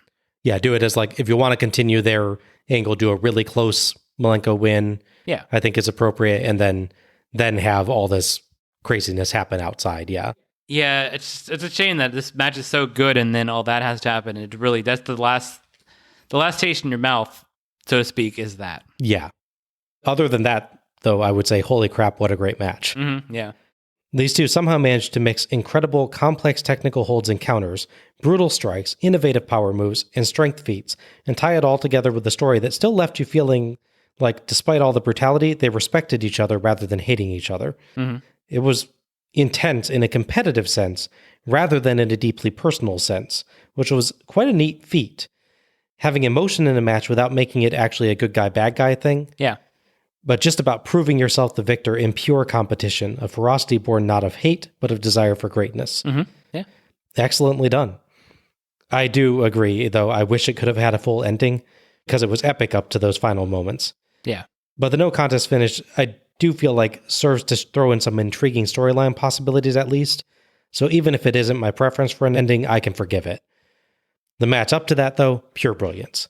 Yeah, I just, like I said, I wish there was more disconnect between all the shenanigans and nonsense they needed for this overlapping, like, horseman story where Arn supports Benoit as a horseman, but also is annoyed that he's gotten the kind of self-business involved in their business, which is why he lets him by. Yeah. Because he wants Benoit to take care of his own business. He's not trying to step in the way like that. So there's a lot of neat layers here and attempts at doing the story stuff. It's just, it takes away from the match a little from me as the whole package because it all lumped together like that. Yeah, you can look at it and be like, okay, at least the angles are interesting that they're involving here, but there's still that little, I wish we got the full match first. Mm-hmm, exactly. Obviously, coming off of this, we would pivot back to the Benoit Sullivan story. They would do it by way of having Benoit fight Meng, as we saw on Slamboree, and they have a return match on the next show. Basically, Meng is the enforcer for Sullivan, so it makes sense that he's essentially making Benoit fight these trials to get to him. And obviously, you mentioned what Dean Malenko was doing earlier. He's fighting Jeff Jarrett. All right. Our sixth match is Kevin Nash with 6, Ted DiBiase, and referee Nick Patrick versus Rick Steiner for the Outsiders, Nashes and Halls, WCW World Tag Team Championship. The referee is evil Nick Patrick. It's probably not a good sign when the referee is mentioned in the entrance for one of the competitors. Yeah, maybe. Maybe just a little bit. So Nash and Hall are the tag champions, having won them in late 96. However, the division is highly contested with all these teams that we're seeing them both on this show and not on this show, like the Two Faces of Fear, for instance. Twice during the title reign, the Outsiders would lose their titles at various shows, but would have the titles returned to them via technicalities because Bischoff was technically running things. Right. Which seemed like a conflict of interest that should have come up way sooner than it did. Following the last time that happened, he was overruled and put in suspension. He's supposedly contesting that in court, which means he's allowed to be on the show somehow, which is kind of weird if you think about it. I guess he's still an honor talent, maybe that's the idea? He just has no actual authority. Right. as far as typically with the Steiners and Hall and Nash, they would be an attack on Rick Steiner on the previous show, which would affect that pay-per-view match they're involved in. So it's only fitting now that they reverse things, and now Scott Steiner's the one being attacked, albeit via Doug Dillinger, the baddest of all bad apparently. One thing that kind of gets me this is, so at Uncensored, this whole thing where the individual won this match and they could challenge for any title. Mm-hmm. They're not restricted. Right. For one thing, they already have like 2 of the titles anyways. It's kind of funny they need to have this. So I think they try to say in a commentary that that's why Nick Patrick is still the referee for this. Like, they have that much power. But then he also had to request Nick Patrick. Yeah, there's a lot of confusion around that. Yeah. And this angle aside, I just don't know why they didn't just, if they had to rebound with Hall not being there, as mentioned, why not just have Nash and Six together? Yeah, I can see that. Which they would actually do later in this year, in fact. At one point, they had to sub out Six for Nash, who was injured, I believe. So they invoked the NWO version of the Freebird rule, let him be co-champion with them. Yeah. But yeah, so now we have this weird situation where we have a singles match for a tag title. Which I guess is kind of paid off, I think, about a couple years later, where they have a tag match where the world title's on the line. Yeah. Kind of evens out, really. Yeah. As we start the entrances, Tony nicely sends best wishes to crew member Moses Williams, undergoing treatment for kidney stones. Heenan snarks that Moses owes him $5. Yeah, that sounds about right. NWO theme count 1. Nash makes his entrance with his half of the tag belts, accompanied by Six, DiBiase, and match ref Nick Patrick. Nick Patrick is wearing a sleeveless ref shirt and a single glove, which is a bit of an odd look. A bit, yeah. Everybody gives Wolfpack signs on the way to the ring, and Patrick says something about knocking somebody out. Yeah. Steinerized. Rick Steiner comes out with his awesome bulldog jacket and his less awesome dog collar. Yeah. Six and DiBiase leave the ring as Rick enters, and he runs around as Nash regards him coolly. Nash wins a slugfest with a knee strike, and batters Steiner with a big clothesline and big swinging blows, as Patrick insincerely admonishes him to get out of the corner. Steiner gets a boot up on a corner charge, and Steiner lines Nash down, and Patrick looks sympathetic. Belly to belly by Steiner gets 0 as Nash is in the ropes. It looked a little bit scary. It seemed like Steiner was going for his overhead one, but realized just in time it wasn't going to work that way with the very tall Nash. Yeah. He adjusts fine, but you do have this moment, oh wait, something's not quite right about that. Yeah, right, I can see that, yeah. Heenan says that Steiner could belly to belly an L-1011 airliner. Steiner power slam gets 2.5, and Tony says the count was slow. It was just a bit. Steiner lands punches and bobs and weaves around Nash's haymakers, but Six pulls down the ropes on a Steiner line and Steiner spills out. Patrick graciously accepts Six's excuses and checks on Nash while Six beats Steiner up. Back in, Nash sidewalk slam gets 2.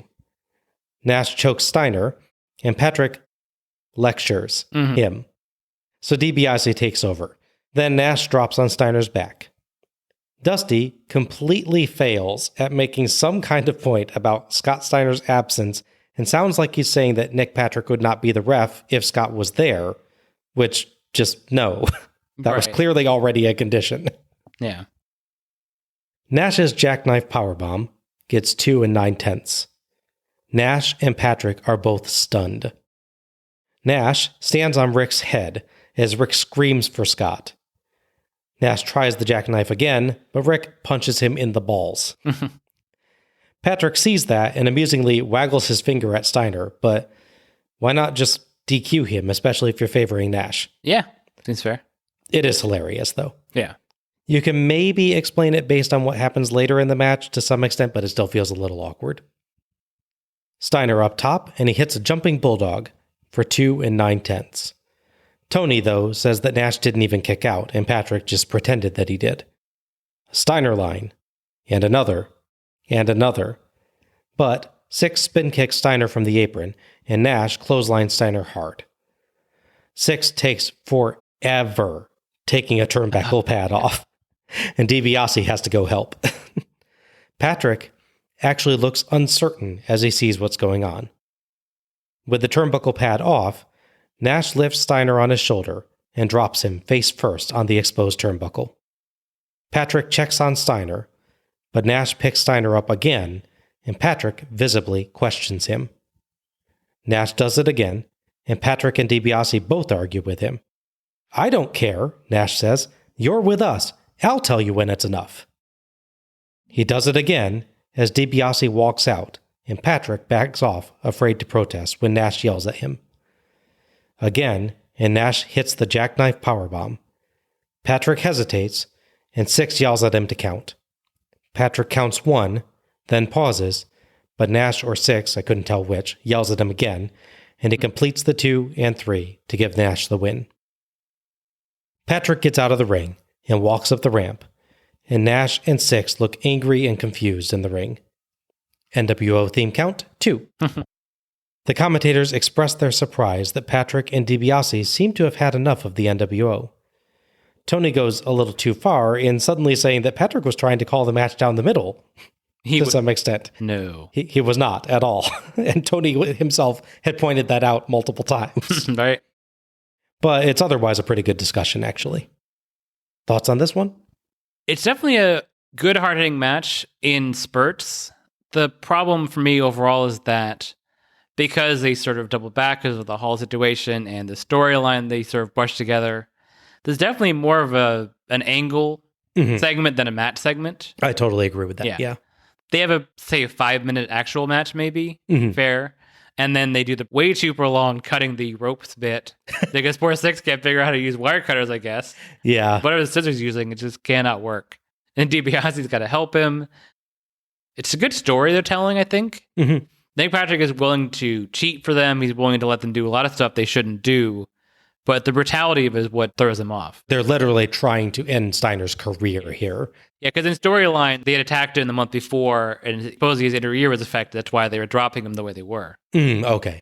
They're simply aiming, trying to drop him on his injured ear rather than just his face. I gotcha. Yeah, so I'm torn, because as a match, it's fairly short. Again, it's kind of funny because of the angle bit. It has the same problems that the Madusa Akira Hokuto match has. Right. Basically, let's do all this stuff in the little time we have. But then it gets all that extra time for the story bit, which is good. So yeah, as a match, it's not super great, but the way of getting this longer story told, I think it works well. Yeah. In contrast to the prior match, I think this one, in order to get the story across properly, had to interrupt the actual match. Yeah, sure. The other one, you probably could have had an actual ending and then told your story just as well. But this one, you really actually had to have the match interrupted by it. Yeah. Yeah, I agree with you. I think it's much more angle than match, but for what it was quite good. Steiner and Nash landed hard blows and big power moves on each other and gave a strong power-centric performance. And Nash's insufferable confidence and constant smirk worked really well paired with the angry Rick Steiner. It made it even easier to root for Rick. The NWO dissension angle is pretty good. Patrick actually does a great job subtly expressing discomfort with the turnbuckle tactic from the opening moments that they start working on it. Yeah. You can see like his body language change. Right. Going from, aha, this is fun, I'm with my buddies, to, wait, what's going on here? Right, yeah. I think the only thing in his performance that would maybe be better is in his hesitation at counting the pinfall at the end. I get what they're going for, that he's uncomfortable with letting them win that way, but he also was uncomfortable with letting them hurt Rick Steiner more. So I think it actually would have been nice if he did a fast count as a means of expressing sympathy. I was going to say the same thing, yeah. I do recognize that could be a complex thing to get across properly and not make it look like he's cheating for them. Right.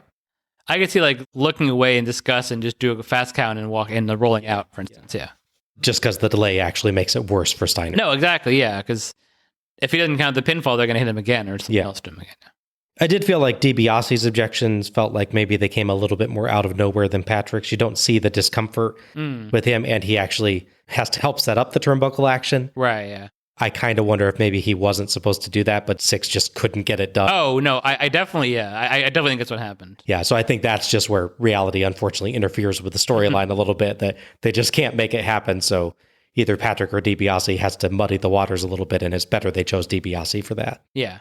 I could see him, if he could come off more begrudging with it, like have Six in his understandably real, visible anger at himself at this point. Yeah. Yell at DiBiase to help him, and him maybe act uncomfortable with it. In the way it plays out, he just does it just with no qualms or hesitation because they're trying to get the story through. Probably hoping, maybe they won't put the camera at me during it and they'll miss that part. Yeah. Yeah. I get the feeling he's not supposed to be involved in that, and therefore it would not feel as weird when he protests later. 100%, yeah.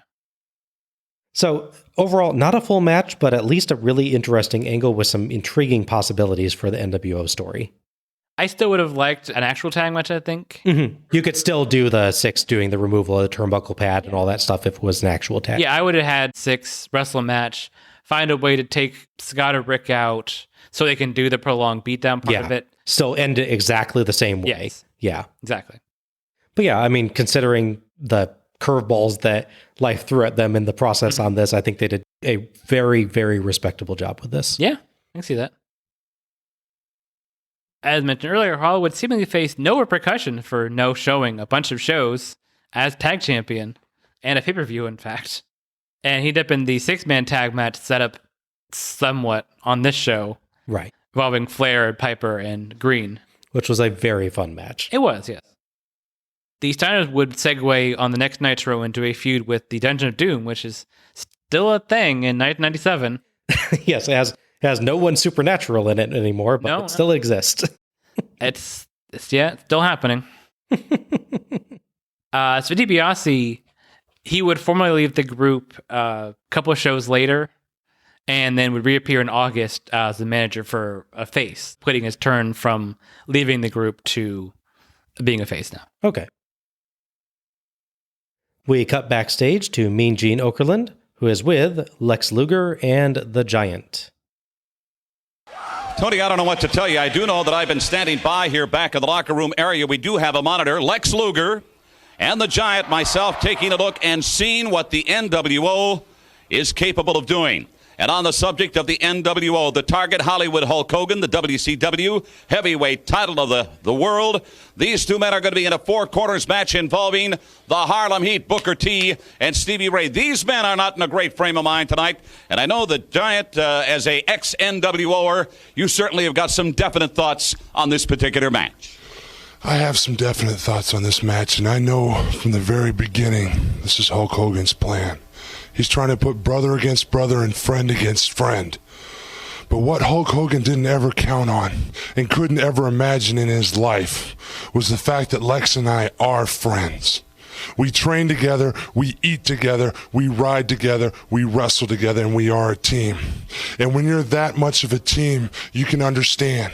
You can look each other in the eyes, and I know that tonight if I have to wrestle you and you beat me in the ring, then you deserve the title shot against Hulk Hogan.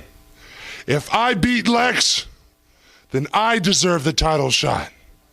And if Harlem Heat beats Lex or myself, then they deserve a title shot. Right now, you've got four athletes who are going to go out there and give everything that they have from the bottom of their shoes to the top of their head. And believe you me, I am not quitting. I am going at this full force. If I have to tear off both Harlem Heat's heads to do it, I will. It's relentless. All right, the mantra in professional wrestling, the WCW heavyweight title, Lex Luger. Nobody knows the importance of that title, what it means, both in terms of self-gratification and prestige in the wrestling world. We all know, after watching what NWO's done for the past year, he's been to hell and back again with the NWO. He understands it deep in the pit of his stomach. We've all been made sick by what's gone on. WCW is here to claim what's theirs. This is the shot at Hollywood Hogan.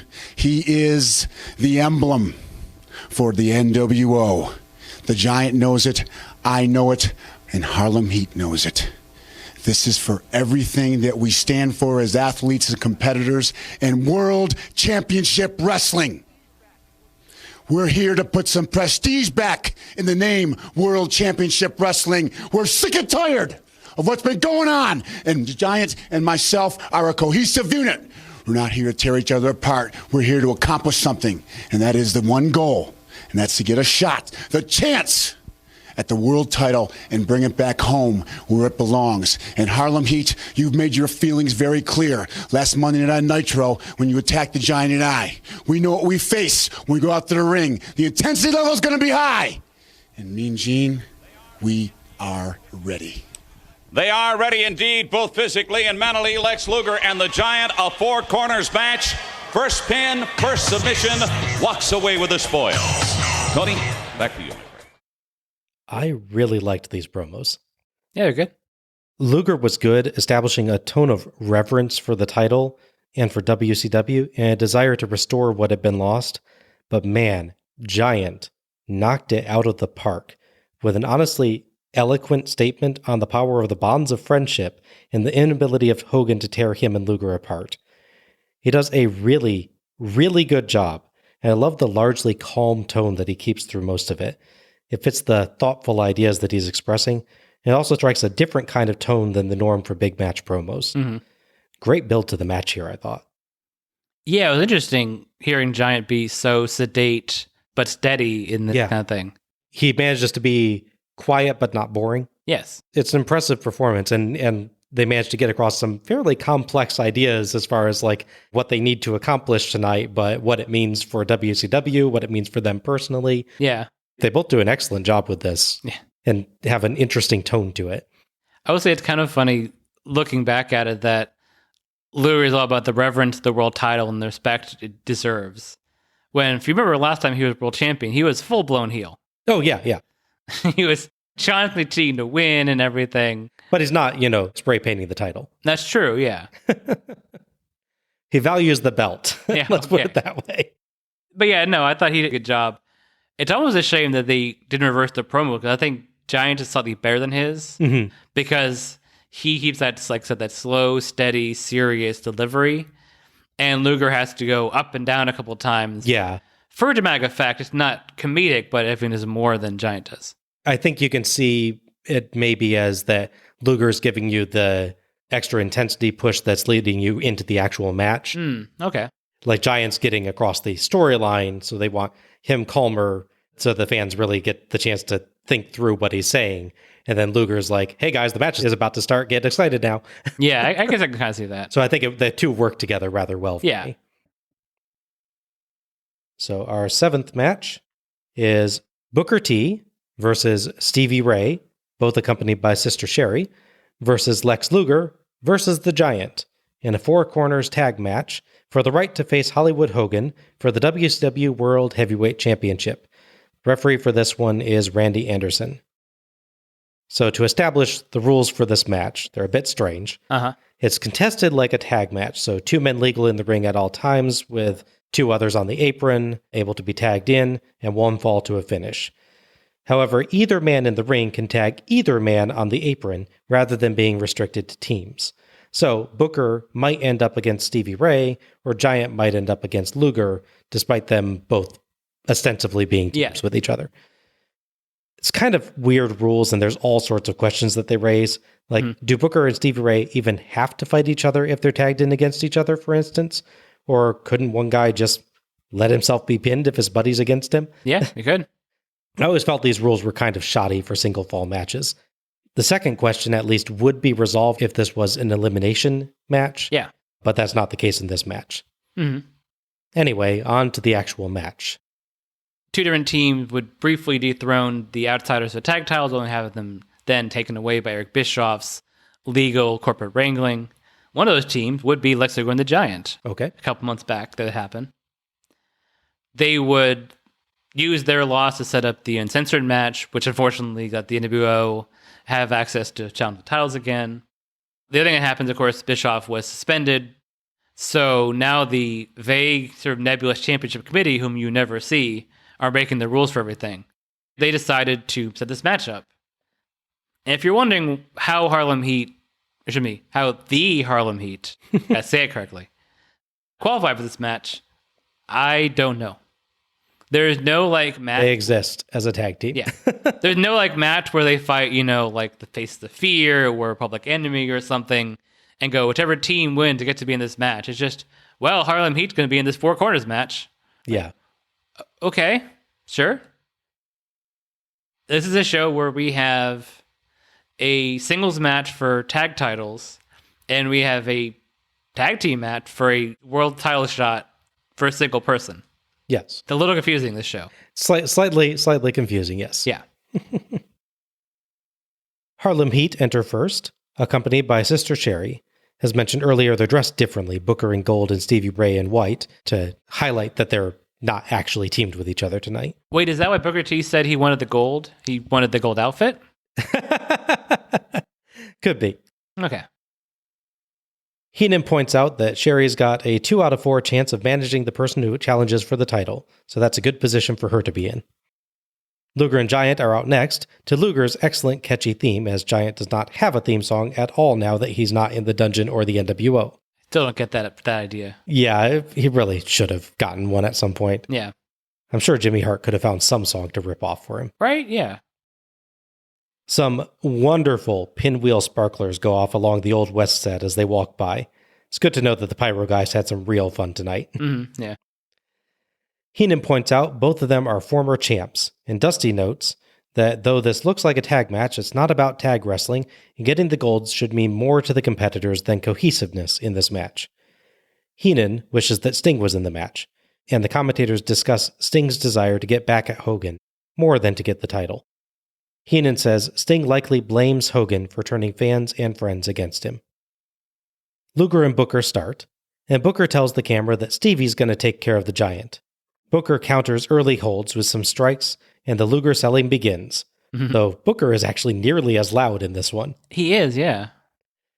Luger dodges an arcing kick, presses Booker high, and dumps him to the mat. I swear both of these guys are mic'd. Booker pokes Luger's eyes and tags Stevie. Luger tags Giant before long. In a bit of a nice touch, Luger actually goes to stand in a different corner than Giant was in, kind of, again, highlighting there's not actually teams here. Yeah. Stevie lands strikes, but Giant hits a massive, roaring clothesline, and Stevie rolls out. Booker charges, but Giant press drops him. Booker and Stevie argue, and Sherry tells them to stay focused. Luger drums on the turnbuckle to charge up the crowd, but Stevie sneakily tags Luger. Luger and Giant hesitate, but do a quick sequence ending in an attempted Luger slam, and Giant falls on top for 2. Since there's no rule requiring a fight, Tony does at least nicely call back to their "may the best man win" kind of promo as an explanation. Exactly, yeah. Giant and Luger share a look, then tag the Heat in against each other. Luger cheekily riles up the crowd to cheer the Heat conflict. Really good. At first, the crowd's not sure how to react, and then Luger starts drumming on the turnbuckle and walking up and down the apron and pumping his fists, and the crowd gets cheering big time. Excellent crowd work with Luger on this one. Yeah, he knows a really crowd, for sure. Tony explicitly says that they could just tag right back out, making clear that there is no rule against that. But the Heat do fight briefly until Booker leapfrogs Stevie, and the two tap hands and taunt the crowd. I guess it either was an act or they really quickly worked out their aggression. Yeah. Heenan says one should sneak up and knock the other one out now, recounting once firing his own brother. But Booker tags Luger. Surprisingly, Luger sneaks in a kick on a test of strength. A turnbuckle ram, but Tony points out that they've covered the previously exposed turnbuckle back up. I would hope. Yeah. Stevie fights back, and he and Booker work over Luger, but he tags Giant to decimate Booker. Heenan says Giant is young and will get even bigger.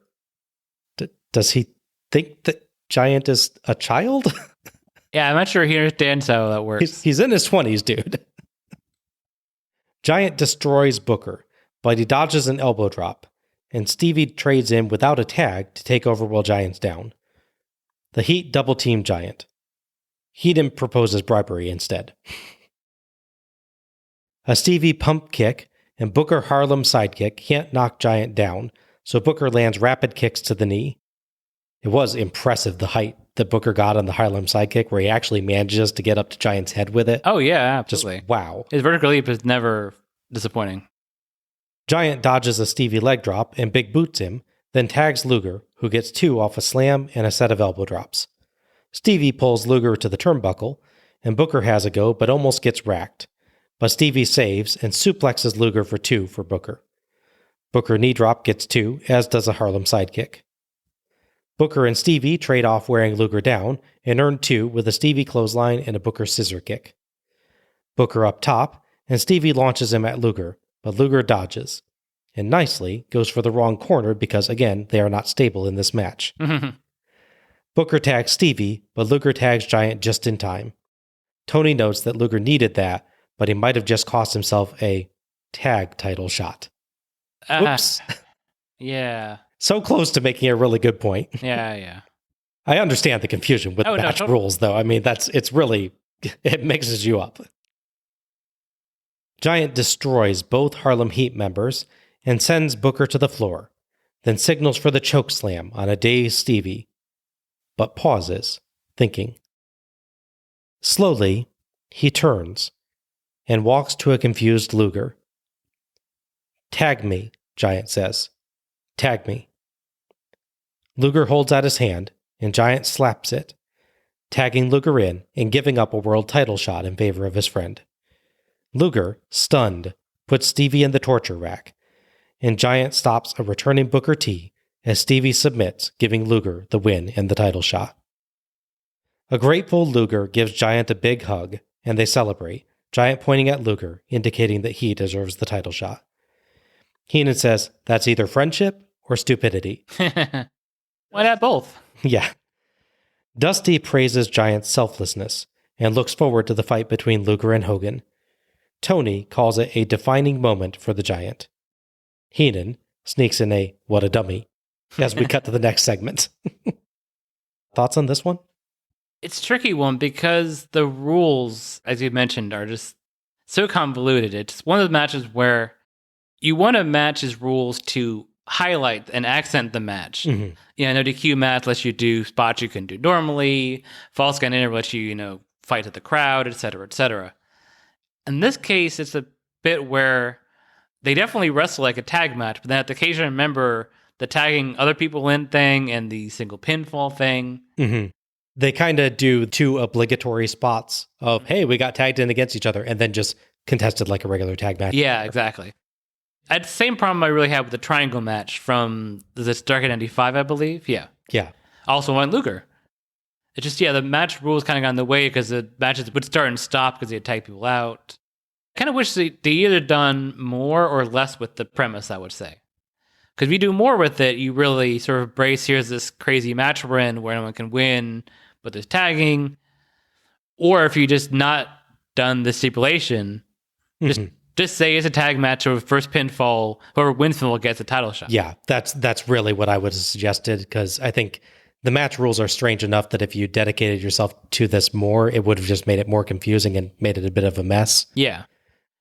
This match would have made more sense if it was actually just 4 individual wrestlers.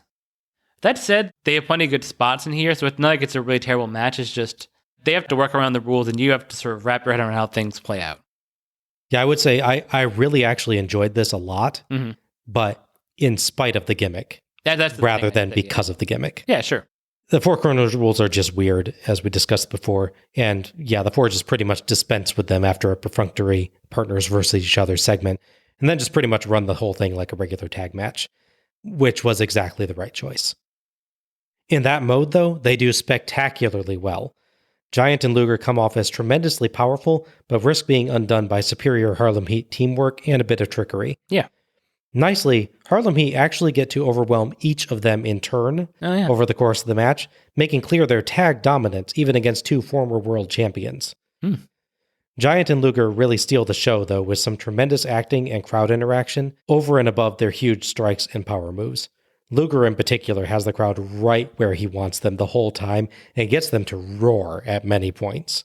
Yeah. And Giant, what an excellent performance in those final moments. The opportunity to win, the slow realization that he didn't want the chance for himself, but for his friend instead, and the selfless, steady tag me.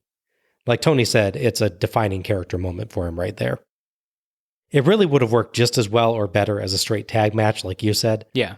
But I do love how they use the rule that the one who gets the pin gets the title shot. They expertly played that part up for maximum impact and character development and made it a great segment overall. Yeah. I think totally agreement with you. Just make it a tag match, but keep that one rule. Keep that one difference, and you're good. They had an uphill battle making the match work with the complications. I thought they did a pretty good job with it. Yeah. Mhm, yeah.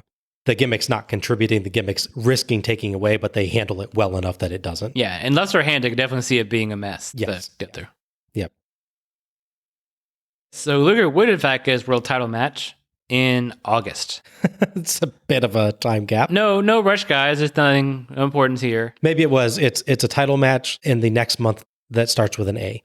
Oh, okay. You know, because he won it in April, so he has to take it in the next day. Yeah. I want to get a bit of a doubt. Maybe it is addressed throughout. Like Luger will do promos saying, well, I want my title shot, and maybe Hogan will try to avoid it. I mean, unfortunately, more recently, it's Hogan not working this summer. Yeah. Probably to do some movie, if I were to guess. Most likely. I don't know for sure, but he probably shot one of those Devil's Mountain movies. Oh, yeah. Those are around this time, I know. Yeah. As for Harlem Heat, they would go from competing for a world title shot to being in the dark match at Slamboree against Public Enemy. Wow, it is a very sudden drop. Yeah. It's a reverse DDP. It is. It's the reverse DDP. It's even worse, though. You're not even on the show. DDP at least got to be on Spring Stampede 94. We cut to an ad for Slamboree. Hey. I'm Bobby the Brain Heenan. Dusty Rhodes, the American Dream. Larry Zbyszko. WCW's got a lot of problems right now. Too many guys selling their soul. How are you going to stop the NWO? We need a leader. Like a Piper. Sting. Lex Luger. Diamond Dallas Page. Slamboree. Go get Hulk Hogan. Sooner or later, there has to be an end in. It's WCW Slamboree, Sunday, May 18th, live and only on pay-per-view. Call your cable or satellite company to order now. Thought this was a great, serious ad for a show for once, as opposed to the kind of comedic bits that they usually used in the past. Mm-hmm. Zbyszko, Rhodes, and Heenan all do a great job with their bits, building up the seriousness of the NWO threat and the need for someone to face them. And this is a slickly produced package that really worked to get me excited to watch Slamboree, even though I already have. Yes. And even though I already know it's not the finale of the NWO angle. No. That says a lot about how good this was. I particularly liked Zbyszko's too many guys selling their souls line. His delivery on that was just great. Yeah, he was really good there, yeah. There is some ironic foreshadowing in Dusty's last line, though. He says, sooner or later, there has to be an ending. There wasn't an ending when there should have been at Starrcade 97, and that's when the whole thing started to unravel. Yeah, that's true.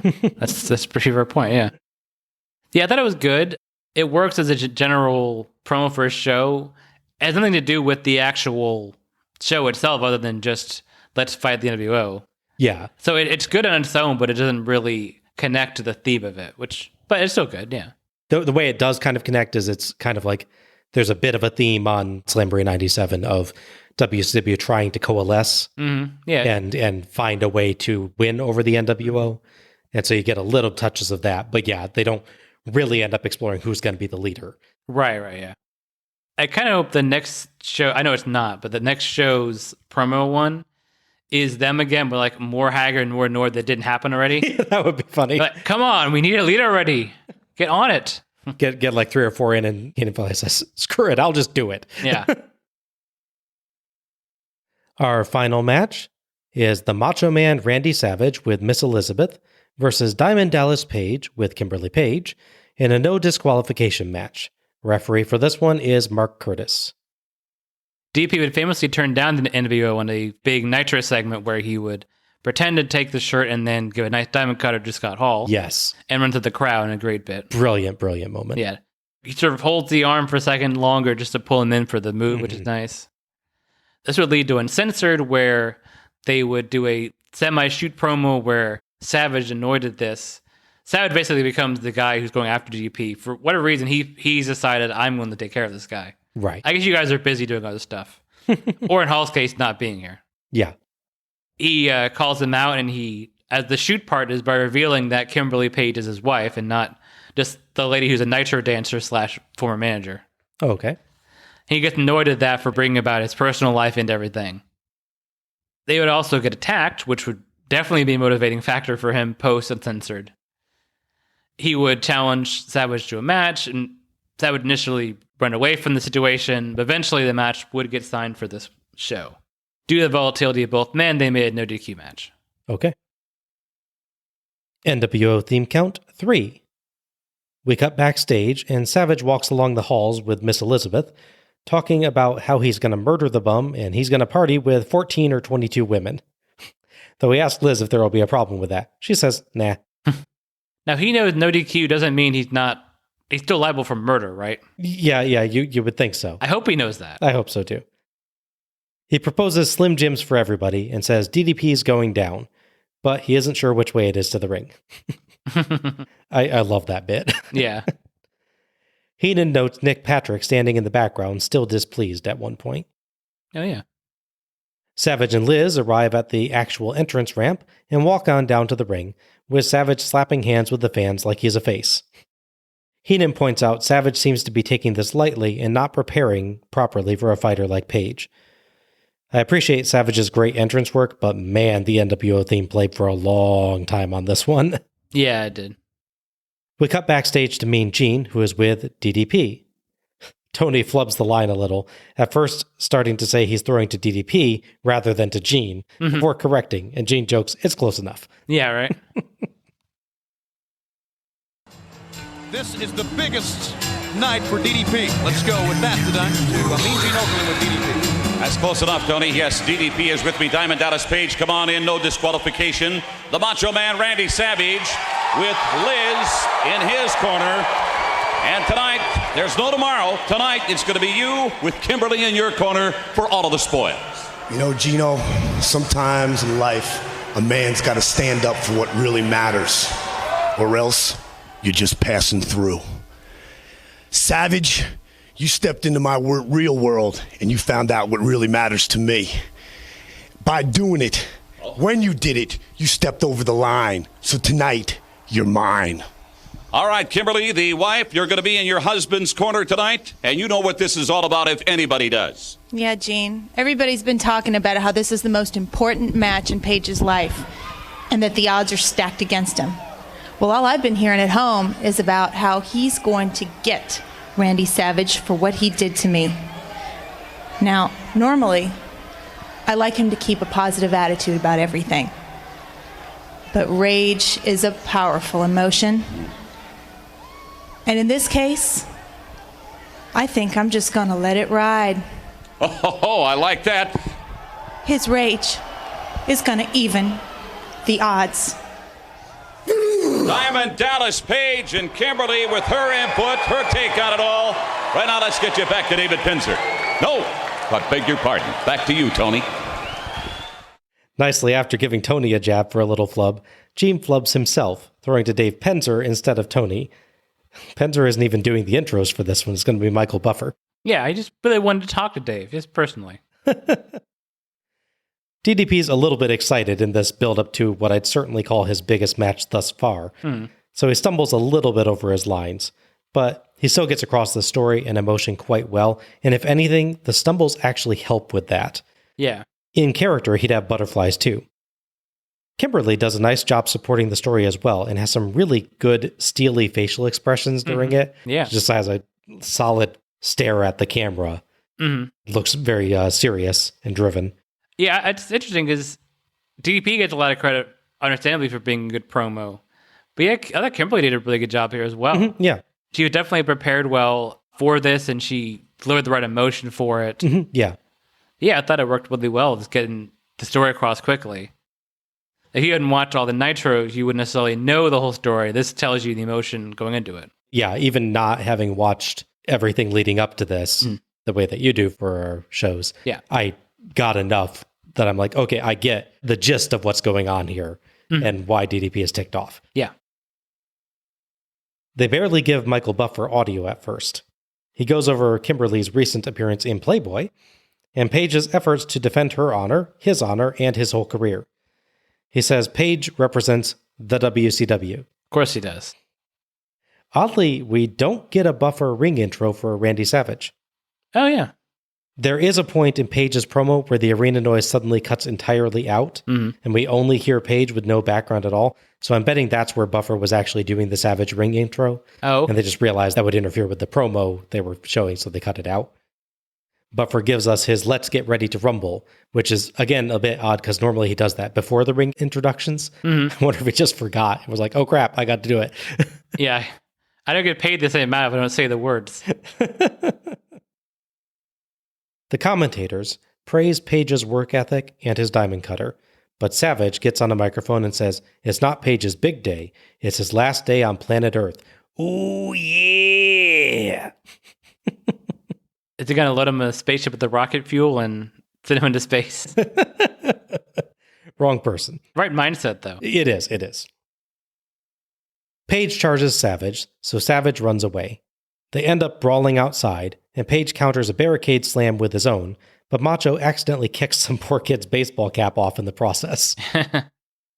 Page beats Savage up outside and inside the ring, lifts him high, and drops him knee first in a cool-looking spot that might actually still have been a botch. I couldn't tell if that was what they were actually going for, or if Page just, adjusted having slipped up on something. Yeah, it's hard to say. Page tries the diamond cutter, but Savage holds the ropes, and Page lands hard. Savage snaps his neck across the ropes, and Page spills outside. Savage follows and charges right past Kimberly, knocking Page into the crowd, and they brawl through the crowd and fight with trash cans by an arena entrance.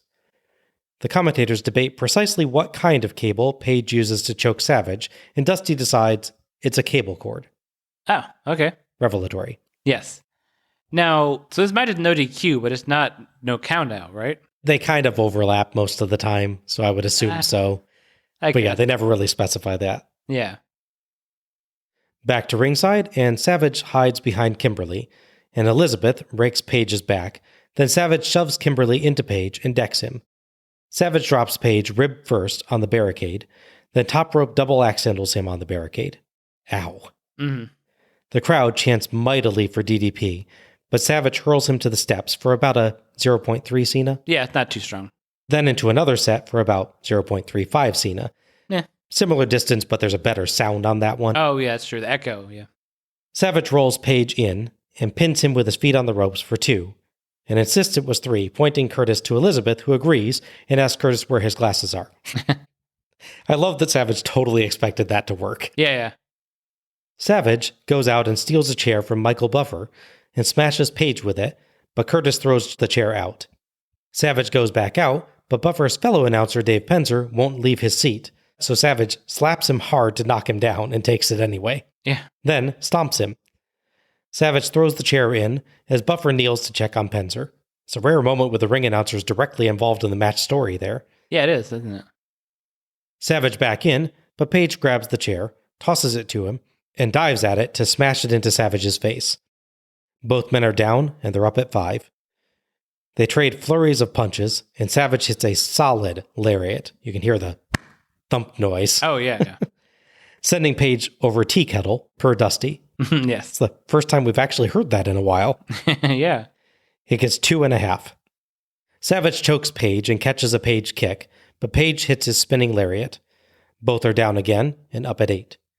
Savage repeatedly kicks and slams Page as he keeps trying to get up. Savage goes outside, throws poor Penzer down again, and gets the ring bell, but as he climbs up top, Kimberly steals it.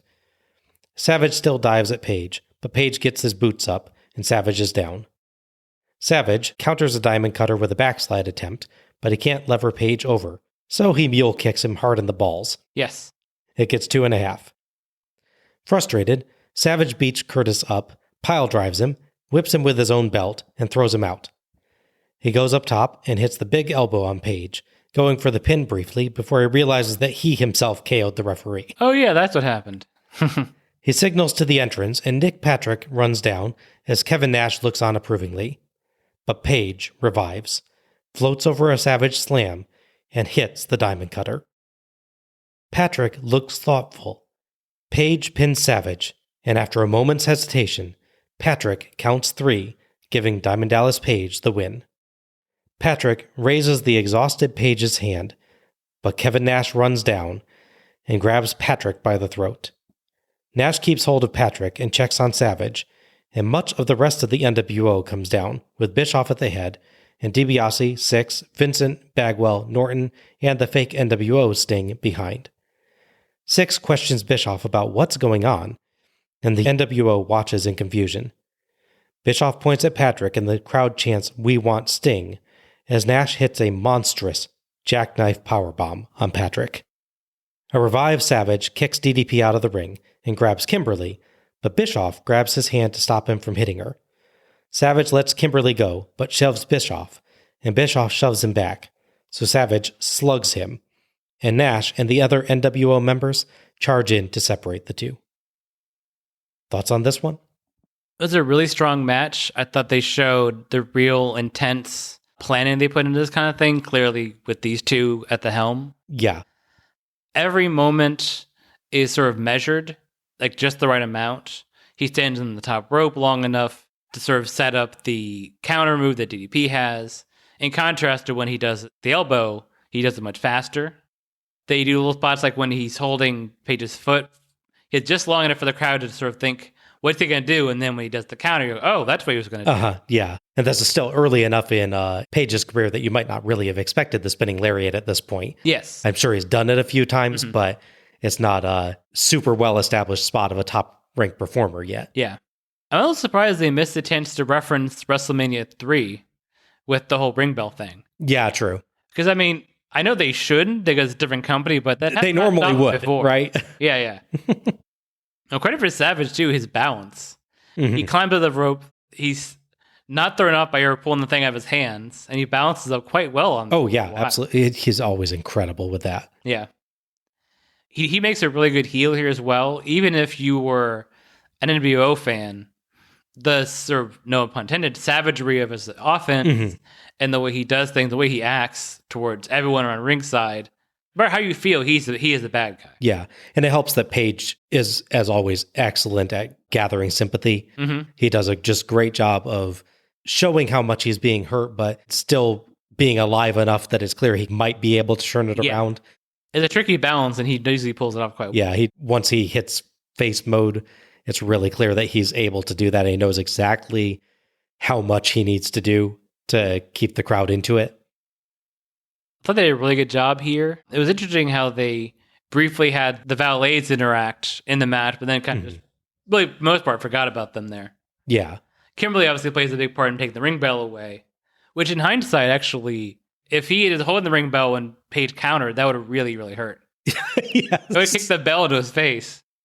They probably thought about that one and then were just like, I'm not sure we can do that safely. Oh, yeah, no, totally. It would have made a great sound, though.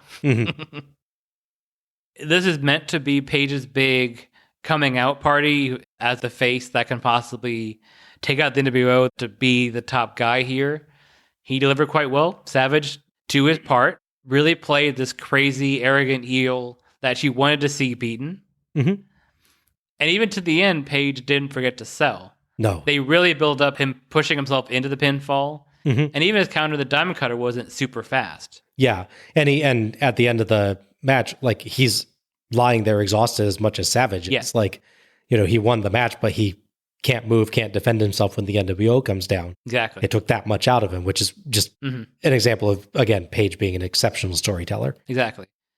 And also, to his credit, Savage took the Diamond Cutter and stayed down for a long time. Oh my gosh, yeah. He super sells that. Yeah. You can tell Savage knew it was his job to make sure that DDP looked good. Yes. And was established as a main eventer after this match. And he took that to heart and did everything he could for him. 1,000%, yeah. Very generous performance.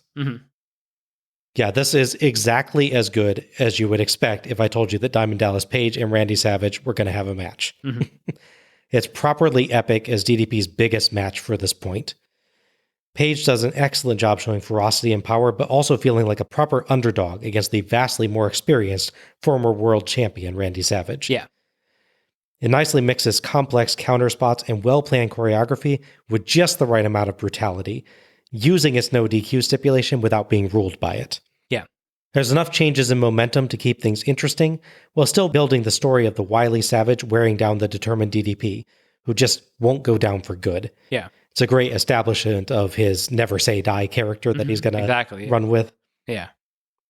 Savage's quick counters of the Diamond Cutter establish that he's watching for it closely, showing that it's a move to be feared, which makes it all the sweeter when he gets overconfident towards the end, drops his guard, and takes it.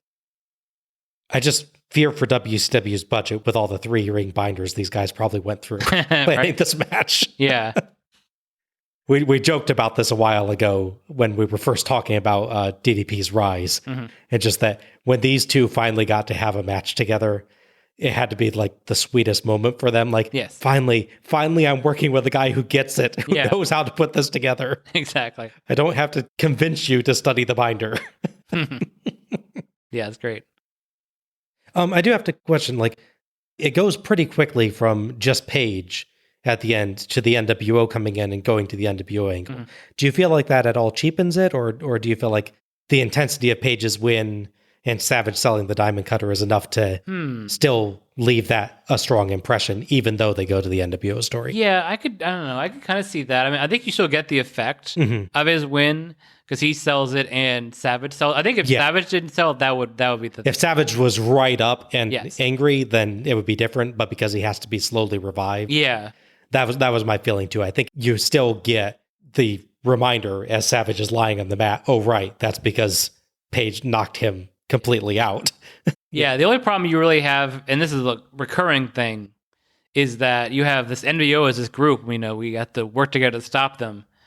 But then, like, okay, so I get not interfering in the match, but why aren't Luger and Giant out to take DDP out? That would have been one thing they could have done to reestablish DDP as well, is have him get kicked out by Savage, but then, like you said, Luger and Giant, maybe even Harlem Heat, run down and at least help him and Kimberly escape, and then you can have the NWO in dissension in the ring. Yeah. But I feel like the way they did it, it still worked. Yeah, it's a recurring thing where they're like, we got to fight the VO together, and they never actually do. Yeah. Thus, Heenan getting on them about, you need to have a leader, guys. Yeah, exactly. Come on. Exactly. The Dewey's feud would continue. However, the next match is actually at the Great American Bash. Okay. As we saw in Slamboree, they have an interview segment, right, which is entertaining and made my top segment, I believe. I believe so, yeah. But it's not a match. It's kind of shame that they just sort of draw another match out so long. Maybe they thought it'd be more dramatic that way. Yeah. As far as Nick Patrick thing goes, this really wouldn't pay off for a couple weeks later. He'd be gone for a couple weeks and appear in the April 21st Nitro. He would appear at the commentator's desk explaining that he regretted all his actions and wanted his job back. There would be a bit of a gap there where J.J. Dillon would be hesitant about eventually sort of make him interim referee again and give him his chant, which would lead eventually into Starrcade, of course. Right. The commentators are stunned by the turmoil in the NWO. Heenan recounts the chaos and sells the enormity of Paige's win over Savage, seriously building it up.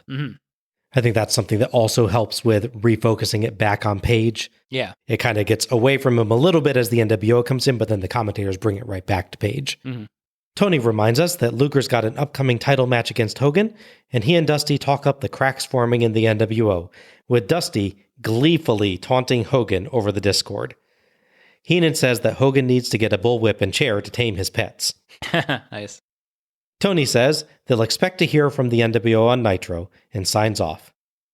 During the credits, we get some excellent Western movie music that is clearly a ripoff of the Magnificent Seven theme. Yes.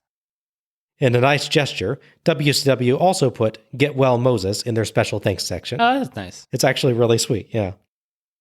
The credits finish up with an ad for Slamboree, and Spring Stampede 1997 is done.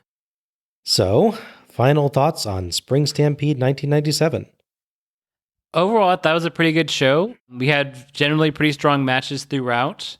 The show has a real identity with the Western theme. Even as you pointed out in the beginning, it's somewhat of a clash with the look how serious and gritty and real this all is. But yeah, there's good matches throughout, good performances. The year segments are not super lengthy, so they don't take away too much from the matches, I would think.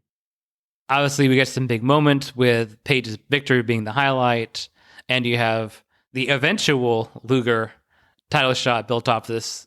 Yeah, it's a very consequential show, actually. Yeah. It's an interesting one because, like, given the theme and everything, you could think of it as one of those transitional shows, but it really, really matters for a lot of people. It does, yeah.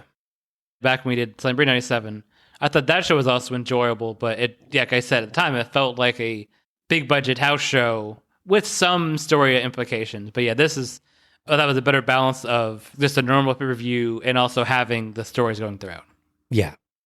Yeah, I thought this was another brilliant show in this series. Spring Stampede 97 is filled with strong performances, with a mix of highly technical matches and brutal brawls, sometimes in the same match, and a number of important story moments that established major transitions in the company's most significant angle, the NWO story, intermixed with some major attempts to push new stars, transition characters to new roles, and above all, push DDP to the stratosphere. This is the make or break moment for DDP, who has been rising in popularity over the course of the last year, but is getting his first shot at the main event and focal point of the show. And he nails it. The matches are not without their flaws, from the odd rules of the Four Corners match to Hall's no-show and the rebooking of the tag title match. Yeah. And there's some botches here and there, though quite minor ones in general. Overall, though, the matches rise above their flaws and are universally entertaining. Each has its own identity, and all are solid to great performances, without a real weak link to be found. Another really strong card for this series, and again, one with a really, really hot crowd. Yeah. Promo content tonight mixed the highest of highs and lowest of lows. Yeah. We got great work from Giant and Luger, and a solid, if slightly stumbly DDP promo, and Flair enjoying building up his return. But we also got a non-promo that interrupted a great match, and a truly infamous flub from poor Booker T. Yeah. It's truly amazing that they were able to keep that segment going, and even got a good ending to it out of the man himself. Overall, I think promos did a great job building up the stories tonight, even if there's some really notable flaws in the mix. Sure. It won't surprise anyone to learn that I like the commentary, of course. Obviously. Yeah. The Tony, Bobby, Dusty team works as well as ever, and even works quite nicely with the addition of Tenay and Marshall in the first and second matches, respectively. The team have their usual mix of strong discussions and fun-loving humor, and Dusty has some real winners of bonkers lines this time. Yeah. Usually leading to great heat and snark. I do feel like there are times the team lets themselves get sidetracked from telling current match stories in favor of the overall NWO story, though. In particular in the Madusa Hokuto match. Yeah. Where they spend half the match talking about Scott Steiner. Time and place, guys. Time and place. Yeah, exactly. Still, it's hard not to have fun listening to these three. Aside from some audio glitches, production was a strong point on this one, most notably in the awesome set design, which is one of WCW's best ever. It is, yeah. You can absolutely tell the team was having a fun time with the show concept, and it really comes through in just how much detail they put into the entrance set, how well it works with the pyro, and how well they held the theme together with the graphics and music choices for the show. Minus a few points for the reappearance of the annoying split screen feature, but otherwise excellent job. I adored this show, much like the previous Spring Stampede. We are 2 for 2 so far on wonderfully entertaining shows and easy recommendations. We'll see how long the streak lasts. Yes, hope. All right, it is time then for our match of the night and MVP. So, Al, your match of the night. Bunch of strong contenders here. As I said before, if it wasn't for all the outside stuff at the end that affected the finish, I would definitely be going with Malenko Benoit. Thought they really nailed everything here.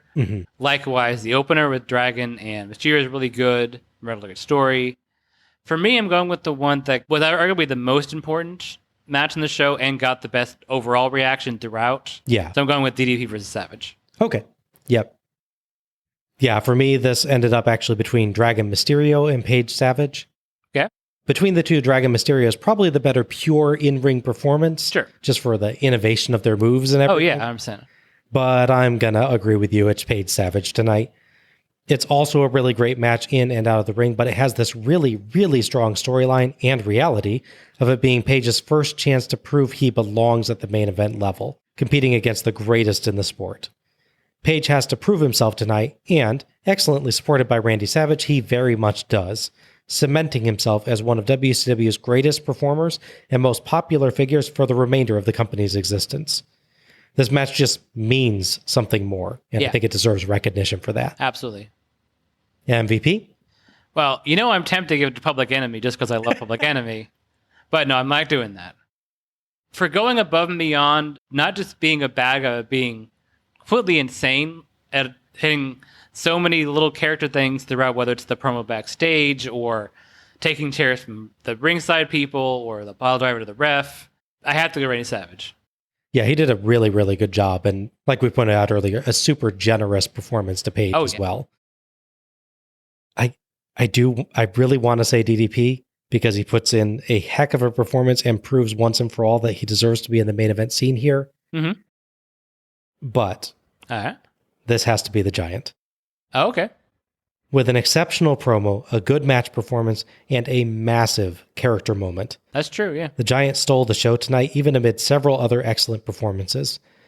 Long after we're done watching this series, the slow change in expression and the walk across the ring to tag Luger are what's going to actually stick with me off of this show. Okay, yeah. And that wraps up our review of Spring Stampede 1997. If you've enjoyed listening to us tonight, you can find us on Twitter or Facebook as Let's Go to the Ring. Links will be available in the episode description. Follow us for episode announcements and other show details, and share your own thoughts about each show as we go through. You can subscribe to our show on Apple Podcast, Google Podcast, iHeartRadio, Spotify, Stitcher Radio, TuneIn, Verbal, or Audible. And please, if you've enjoyed this show, give us a rating or review, and share the show through your favorite social media platforms to help others discover us. Many thanks to OSW Review for attendance and pay-per-view figures, and to Gina Trujillo for our logo. Next up, Spring Stampede 1998. The biggest, the baddest, no Bull. Sorry, Al, Bull Buchanan will not be showing up on that one, I guess. Aw. Do we just get Bull from Night Court? See, that would have been good too, yeah. This is Bob Moore for Alec Pridgeon, signing off. Good night, everybody. Happy wrestling.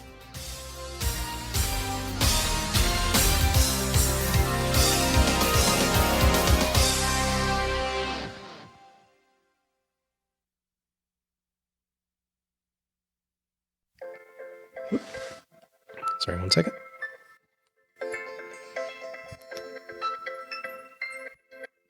Should pick up. Hello, you're live on Let's Go to the Ring. I gave it 997. I assume that was your pager going off.